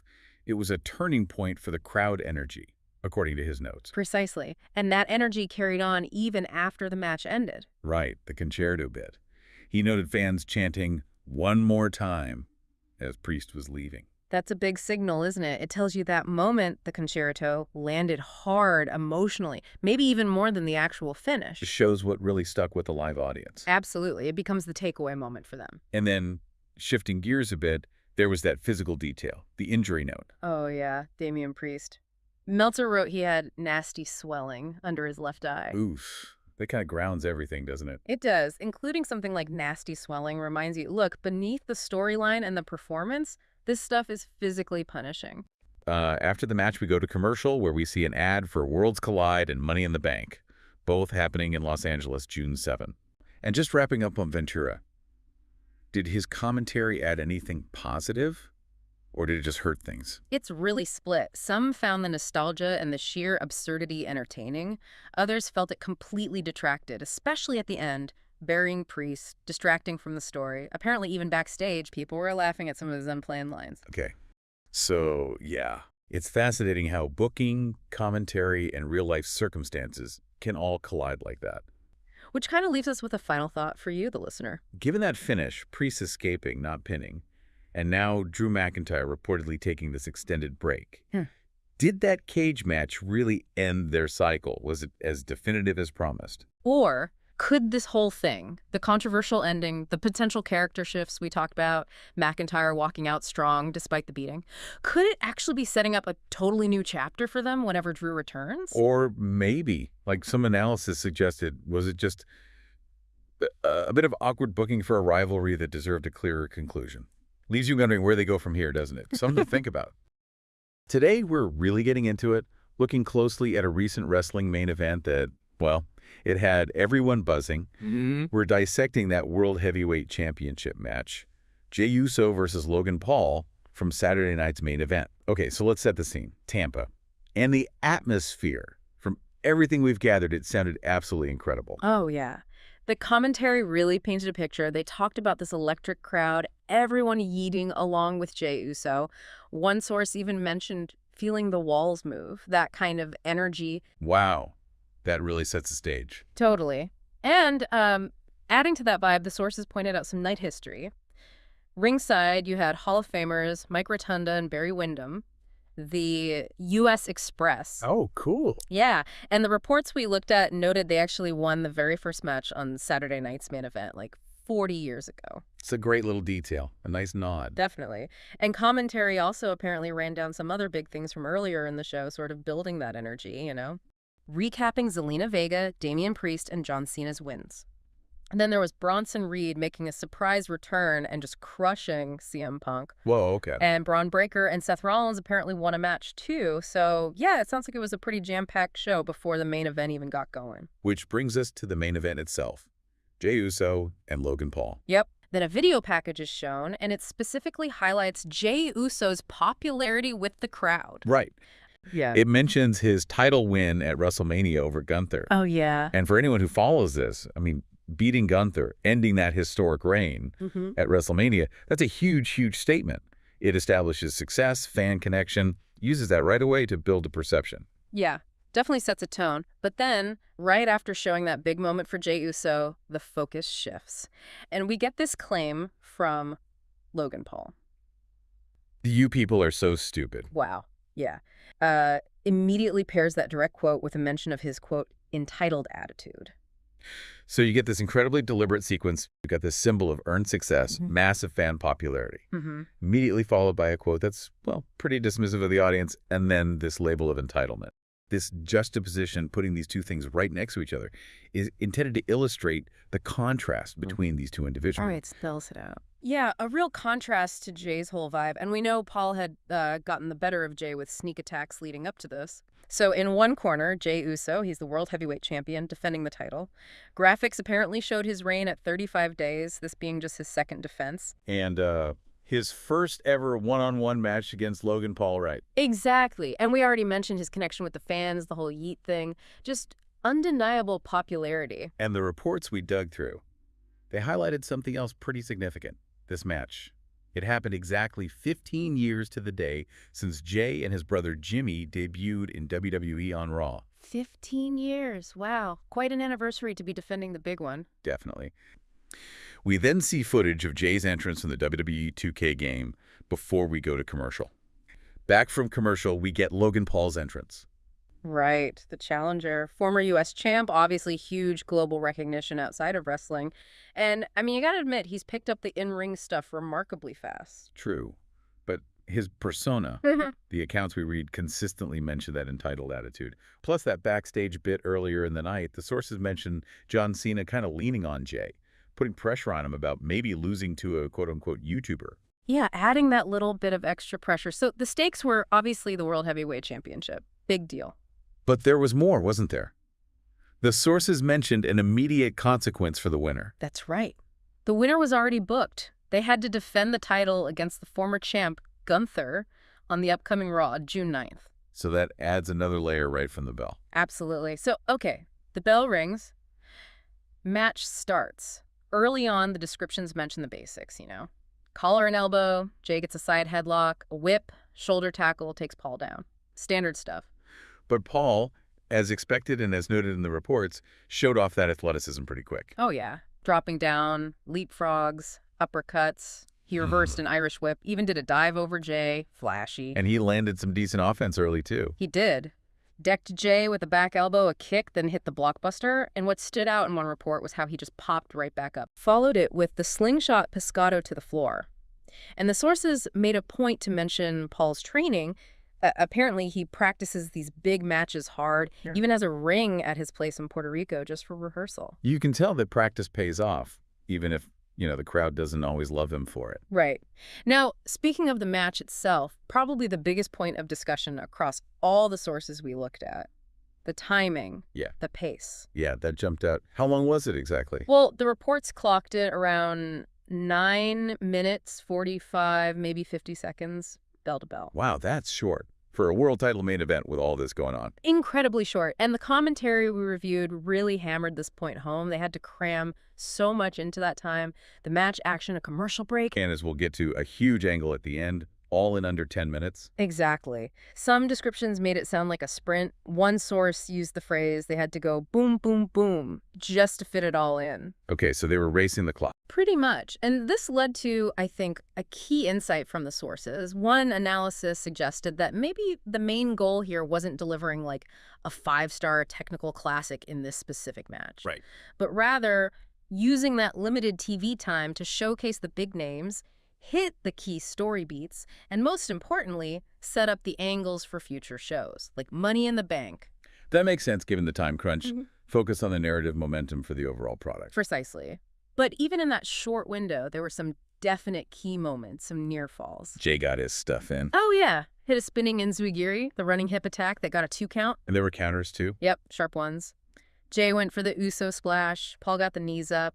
Then Paul tried a springboard moonsault. Some called it a lion salt, but Jey got his knees up that time. Tit for tat. Nice sequence. Jey also dodged that titanium punch early on, right? Hit the pop-up Samoan drop. He did, yeah. But Paul kicked out of that. And then things getting a little messy with the ring itself. Ah, the turnbuckle pad. Exactly. Paul ripped off the middle one. One account described it vividly, like he was holding on for dear life, while Jey pulled him. Then he just yanked the pad off. Resourceful, I guess. Or desperate. Bit of both, maybe. Then they spilled outside. Jey clotheslined Paul over the ropes. Jey then went for the suicide dive. But Paul was ready for it. Scouted it perfectly, met him with a straight right hand. Commentary apparently highlighted it. Right hand by Logan Paul caught Jey Uso. Ouch. And Paul slammed Jey's head into the turnbuckle. Just like that. And this led to that moment with the new move name. Right, the snapshot lariat. Yeah, Paul went for something that looked a lot like a buckshot lariat, and Michael Cole on commentary called it the snapshot lariat. The sources discussing it, they noted the name similarity, maybe an homage, maybe because Paul's always taking photo shots on his phone. Interesting speculation. But Jey countered it. He did. Showed great ring awareness, countered right into a super kick. Paul still kicked out at 2, but yeah, commentary praised Jey for thinking fast there. And that exposed steel came back into play again, didn't it? It did. Later on, Paul drove Jey shoulder first right into it, really targeting that area. Because right after that, Paul hits the titanium punch, the big one. The move that, as the reports reminded everyone, had knocked Jey out cold before. But Jey kicked out. Kicked out at 2. But the reaction, according to the sources, was interesting. A bit muted, apparently. Really? Why? Well, speculation was maybe it felt too ludicrous, like too unbelievable for the finish, or maybe just too early. It was only about 5 minutes into this super short match. Fans maybe didn't buy it as the end just yet. Okay. But Jey didn't stay down long after that kick out. Nope. Recovered incredibly fast, hit another super kick just seconds later. Then he went up top, going for the big one, the Uso splash. And this is where it all went off the rails. Completely. Jey hits the splash, goes for the cover, and suddenly John Cena slides into view, yanks the referee, Rod Zapata right out of the ring, stops the count. Just like that. Pulled the ref out. Pulled him right out. Then Cena jumps in the ring and just goes after Jey. Flurry of rights, stomps. Sources called it a ground and pound attack. Vicious. Okay, wait. Why wasn't that a DQ? The sources must have addressed that. They did. The consensus seemed to be, well, the ref was out cold on the floor. And given those insane time constraints we talked about, they just had to keep the story moving, get to the planned finish. Pretty much. No time to stop and sort out DQ rules, apparently. And that chaos. Perfect cue for the next surprise. Cody Rhodes. Cody's music hits. Kingdom. He comes tearing down to the ring. And the sources were quick to flag this first time we'd seen Cody on TV since WrestleMania 41 Night 2. Where he lost to Cena, right. And Cena used some nefarious means in that one. That's the history. So Cody hits the ring, goes right after Cena, haymakers flying, hits that drop-down uppercut, and then plants Cena with the crossroads. How did Cena take it? One source specifically noted Cena did not take the crossroads particularly well, looked rough. But the action still wasn't done. Paul tried to get involved. Yeah. While Cody was dealing with Cena, Paul grabbed brass knuckles, tried to sneak attack Cody from behind. But Cody saw it coming. Ducked it.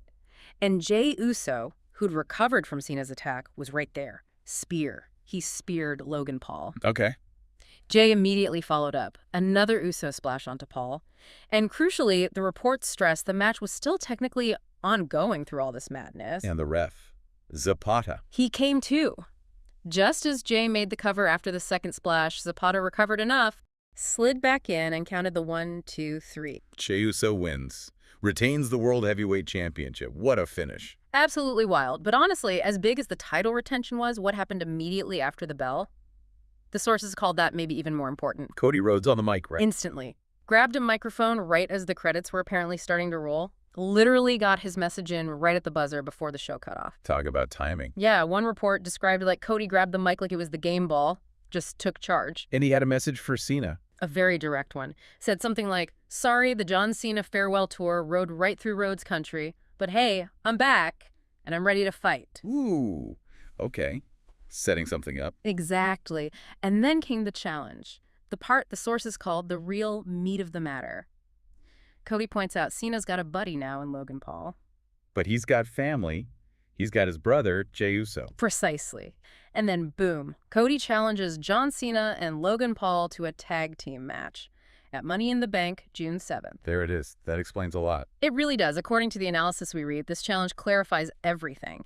It tells you why that Gunther title defense against Jey is happening on Raw later, not at the big premium live event. Because this tag match is the main event story for Money in the Bank. Seems like it. And it obviously keeps the Jey Uso-Logan Paul thing going, just folds it into this bigger tag feud now. Did the sources mention anything about those Travis Scott rumors? Were people thinking he might be involved with Cena at Money in the Bank? They did mention those rumors, tagging with Cena, maybe a six-man with Jimmy Uso involved too.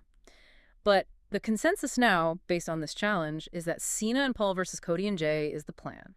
Travis Scott seems unlikely for an in-ring role now. Interference, still possible, I guess. It's wrestling. Always possible. But the commentary quoted in the sources sounded pretty relieved it's Cena and Paul, not Cena and Travis Scott. One called that idea ridiculous. One thing the commentary did bring up, though, was Cena teaming with Logan Paul. Does that fit his whole farewell tour vibe? Paul's pretty controversial. Yeah, that's a fair point the sources raised. Is this pairing really about a feel-good retirement run for Cena? Or is it more about using Cena's star power to, boost Paul and create this huge main event attraction with Cody and Jey? Seems more like the latter, maybe. Probably. Yeah. So, okay, let's zoom out. Look back at the whole segment match, post-match chaos challenge. What was the overall feeling from the sources we dug through? Mixed, it sounds like. Especially in the match quality itself. Yeah, somewhat mixed. Some felt Jey looked great, really strong. But they found it hard to get into Paul's performance, maybe felt a bit repetitive compared to his other matches. But others acknowledged the time issue. Right. Others basically said, look, given how incredibly short it was and how much they had to pack in, you can't really judge the in-ring stuff by normal standards. But for TV, as a segment designed to get you hyped for the next big thing... It worked. It was successful. That seemed to be the takeaway. It achieved its main goal, which was setting up the future. Let's take a look at what Dave Meltzer had to say about this match. The notes kick off with the rating 3 1/4 stars. Yep, 3.25. Which, for anyone familiar, that's solid. Maybe a bit better than average, but definitely not, like, blowing the doors off. No, exactly. It sets a baseline. Functional, maybe. But then the notes immediately give some context, which is where it gets really interesting. Ah, you mean the Puerto Rico detail. Yeah. It says Jey Uso actually flew down to Puerto Rico. That's where Logan Paul's based, right? Right. Flew down specifically to rehearse the match with him. Beforehand. That's what the notes indicate. Hold on. Rehearse. Like actually run through the spots, the sequences, maybe the whole thing. Uso flew internationally for that. Seems like it. And the notes apparently add something else. That this kind of thing, this pre-match full rehearsal, it's reportedly pretty standard for Logan Paul and WWE. Wow. Okay. So that's quite a level of preparation, not just sketching stuff out backstage day of. No, it implies some serious planning. Detailed choreography, maybe. Okay, so you hear that right. Significant pre-planning, a dedicated rehearsal trip. You'd kind of expect that to lead to a super smooth, maybe even like a really great match, wouldn't you? You might think so, yeah. That level of prep often aims for perfection. But then we get to the actual critique.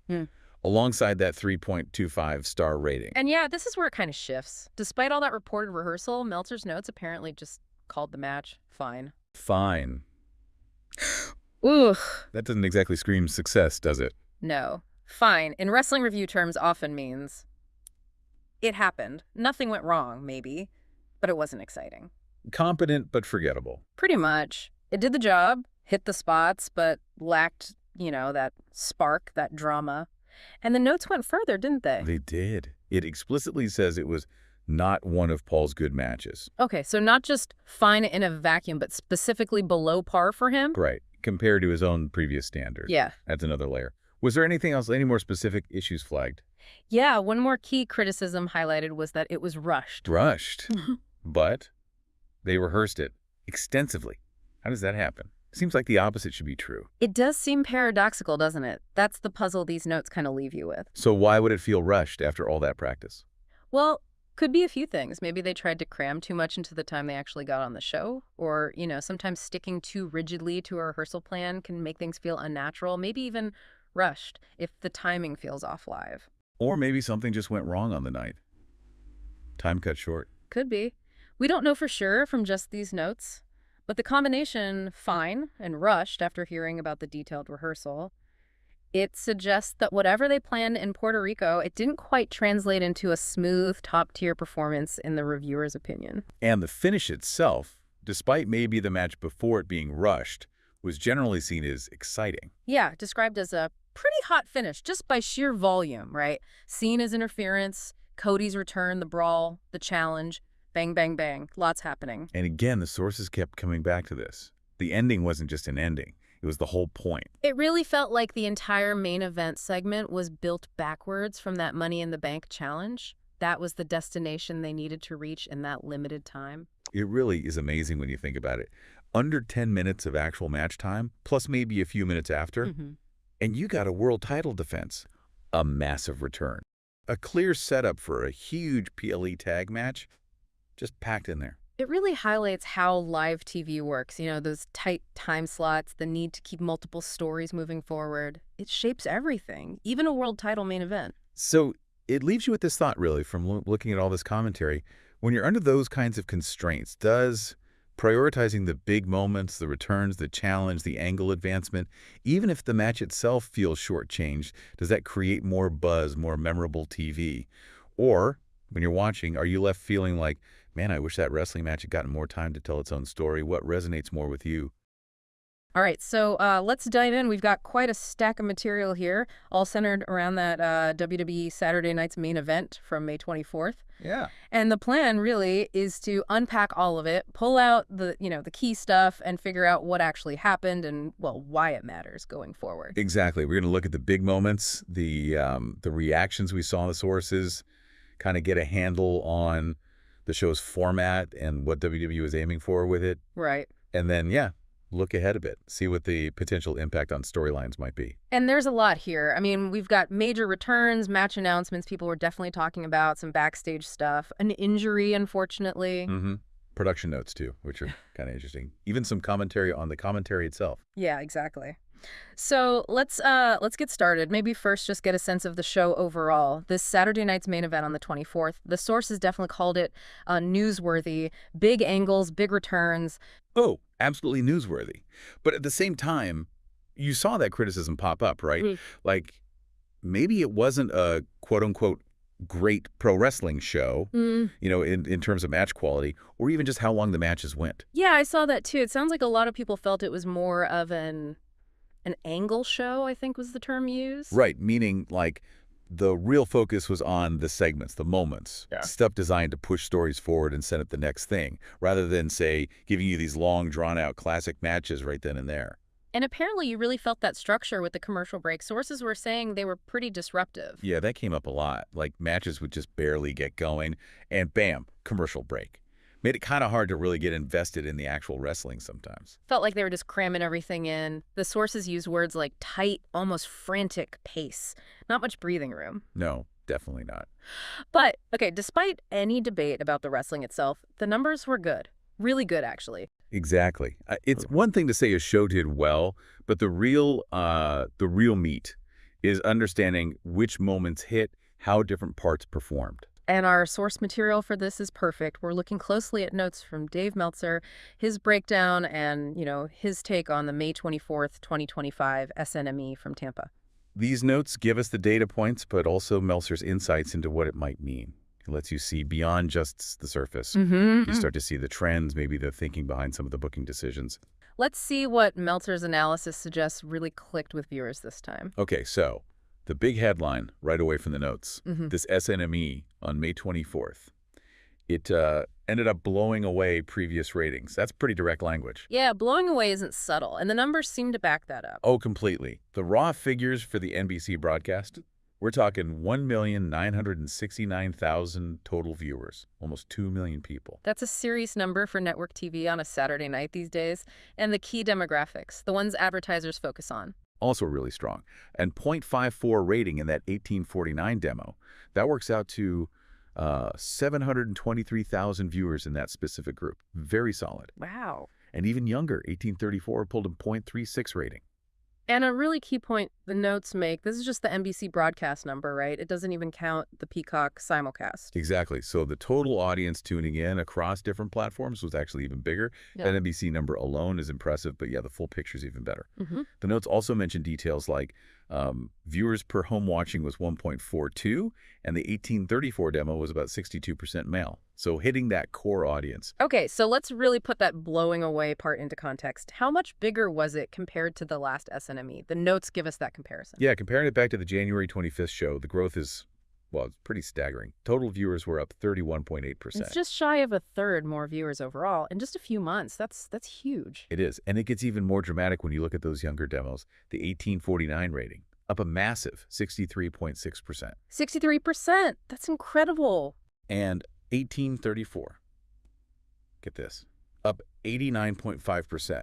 Almost doubled the audience in that youngest bracket compared to the January show. Wow. Okay, that's not just growth, that's an explosion. And the notes draw an interesting comparison, don't they, between who was advertised? Yeah, Meltzer points out the January show really pushed Hulk Hogan's appearance, even though he wasn't wrestling. Right. This May show heavily featured John Cena, who was involved physically. And Meltzer uses this to say it shows how much the right matches with the right people mean. So the takeaway being that a currently active top-tier star like Cena advertised in a match is a much bigger draw than maybe a legend in a non-wrestling role. Seems to be the implication here, yeah. It's about leveraging that current star power and relevance for drawing viewers now. And it wasn't just a TV success. The live crowd was big, too. Yep. Notes mention a sellout. 9,761 people packed into the Yuengling Center in Tampa.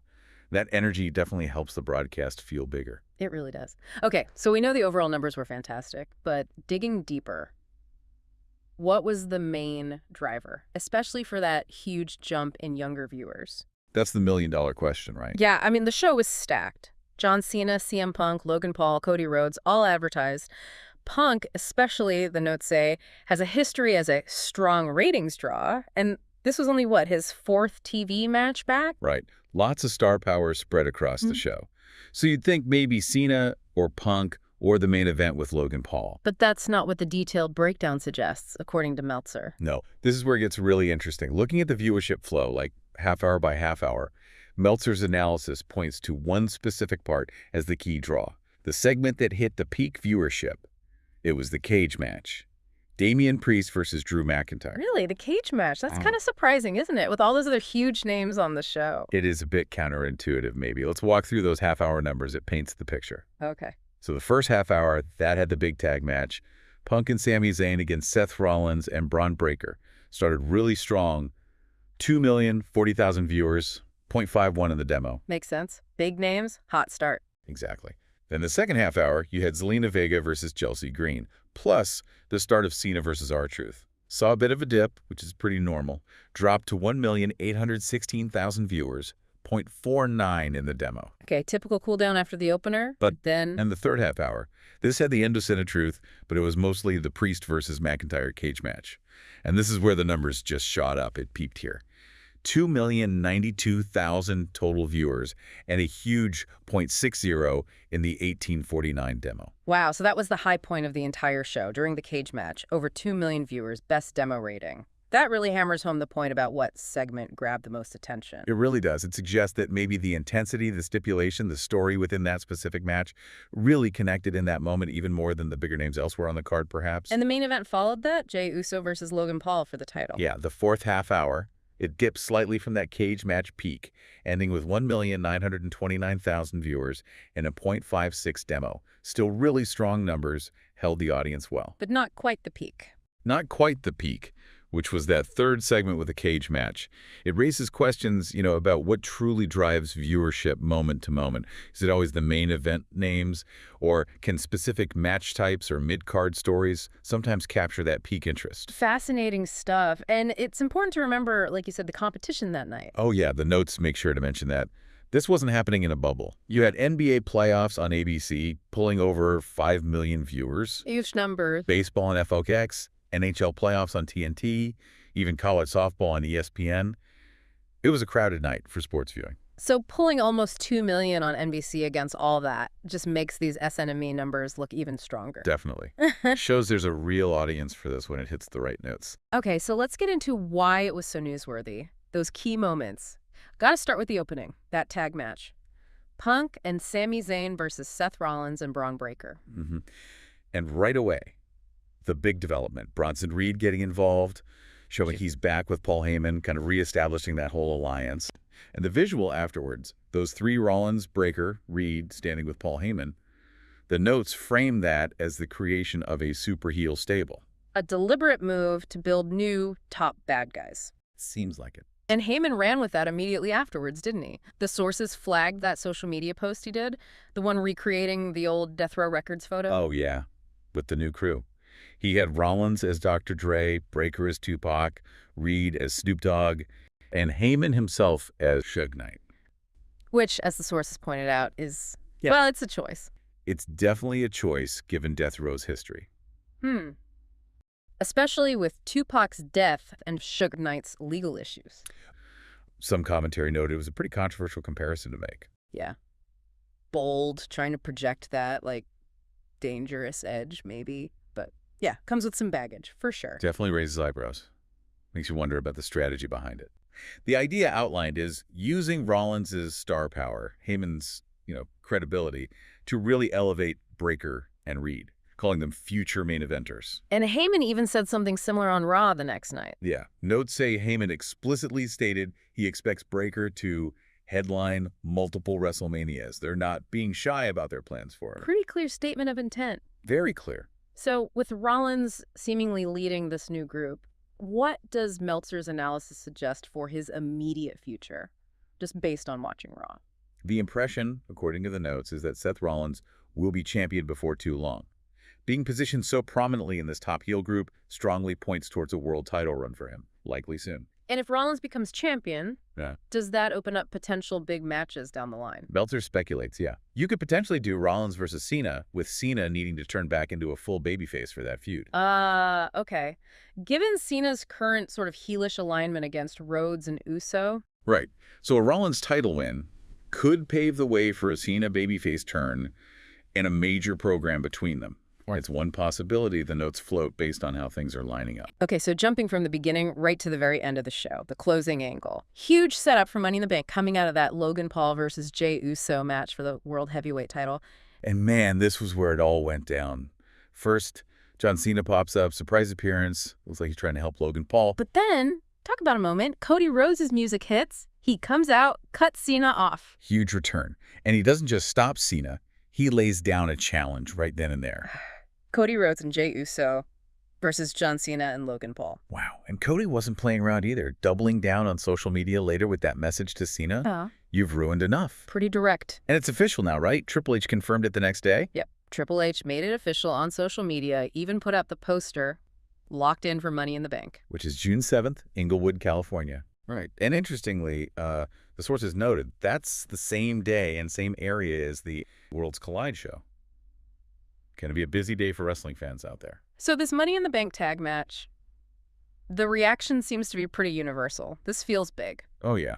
Putting those four names together, it definitely creates a buzz. It feels like a major attraction. And immediately, like, the second that match was announced, the speculation started, right? About Cody versus Cena one-on-one. Exactly. When did that happen? SummerSlam, maybe? Or even later? Yeah. Especially with Cena doing this whole heel thing now. How does that fit into the title picture long-term? Lots of questions. And there was that side note about Travis Scott, that he was maybe supposed to be involved. Yeah, the notes mention reports that the plan had been for Cena and Paul to team with Travis Scott on this show. But obviously that didn't happen, and Scott wasn't part of the post-match or the challenge. So Meltzer concludes they aren't going with that idea. Creative change happens all the time. Pretty common, yeah. Seems they pivoted to this tag match setup for the pay-per-view. And what's interesting about that specific tag match, according to the notes, something about the participants. Well, if you look at who's involved, Cena and Uso. And according to the source materials context, they're both holding world titles currently. Wait, so the undisputed WWE champion, Cena, and the WWE champion, Uso, are opponents in a tag match at Money in the Bank. That seems to be the setup, based on the notes, which strongly suggests no singles world title defenses from either of them on that show. That's the likely implication, yeah. Yeah. A tag match featuring both champs probably means no individual title matches for them at Money in the Bank. That's a pretty big detail about the PPV card. Definitely.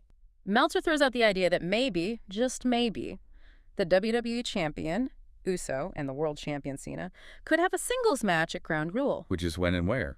October 11th in Perth, Australia. So Cena versus Uso, champ versus champ. But that's a big maybe, right? Depends on a lot. Huge maybe. The notes are very clear. That match would require both being champions on that date. Which, you know, in wrestling, keeping titles on people for that long through summer and early fall. This is never a guarantee. Not at all. So it's a potential long-range plan, but very conditional.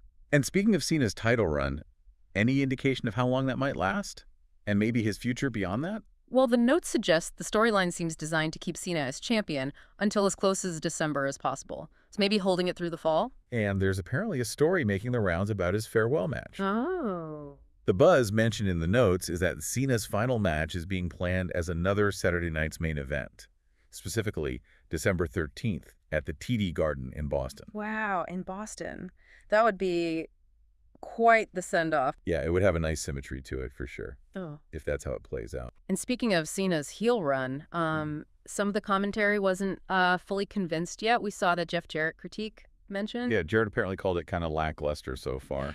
Said it felt like it was missing those really memorable heel moments. And his point was that this Money in the Bank announcement, putting Cena in this tag match, actually fueled some of that online backlash against heel Cena. Right. He felt they needed to, quote, pour some gas on that fire, make the heel turn mean more. He was questioning if the storyline was kind of stuck in new man's land, which, you know, is a fair point. Turning someone like Cena heel after all these years, it's tricky. Definitely a challenge. And that dynamic, Cena and Jey Uso, it also potentially opens another door, right, for Night of Champions in Saudi Arabia later in June. Potentially. If they wanted to do like a champion versus champion thing, the sources noted that the way things went down in the main event could maybe set up Cena versus Jey Uso for that show, something to keep an eye on. Okay, let's shift gears slightly, away from the main event stuff. There were other important things happening on the show, including, unfortunately, an injury. Yeah, Chelsea Green. Happened during her women's U.S. title match against Zelina Vega. Sources said she broke her nose on the 619 spot that didn't quite go right. Ouch. But the backstage reaction to how she handled it sounds pretty incredible. Really impressive, yeah. Reports said she was in great spirits despite, breaking her nose and losing the match.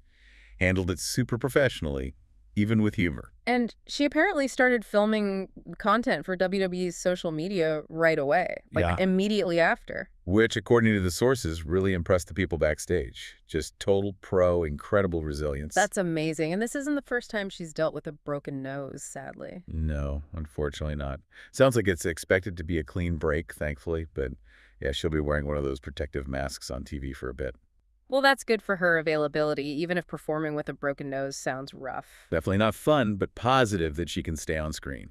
Another interesting little nugget from the sources was about the production, the match producers. Oh yeah, that was kind of unique. The observation was that almost every match, except the main event, which Shane Helms produced, Yeah. had 2 producers assigned. Which isn't the usual setup, right? Normally it's just one. Yeah, usually just one. But here you had, let's see, Jamie Noble and Ken Doan for Cena versus R-Truth. Jason Jordan and Molly Holly for the women's title. Nick Aldis and Chris Park for the cage match. Adam Pearce and Robert Roode for the opener. Almost everyone had a pair. Makes you wonder, maybe with that faster pace, that angle show focus, they felt they needed extra hands coordinating things backstage. Could be. Could be just how they decided to structure it for this specific show, but it was definitely noted as unusual. Speaking of that cage match, Damian Priest and Drew McIntyre, there was some talk about the finish, with Priest walking out instead of pinning Drew. Right. And the commentary on TV tried to frame it as, like, Priest deliberately choosing the bigger insult, walking away instead of pinning him. But Jesse Ventura, who was doing commentary, kind of pushed back on that.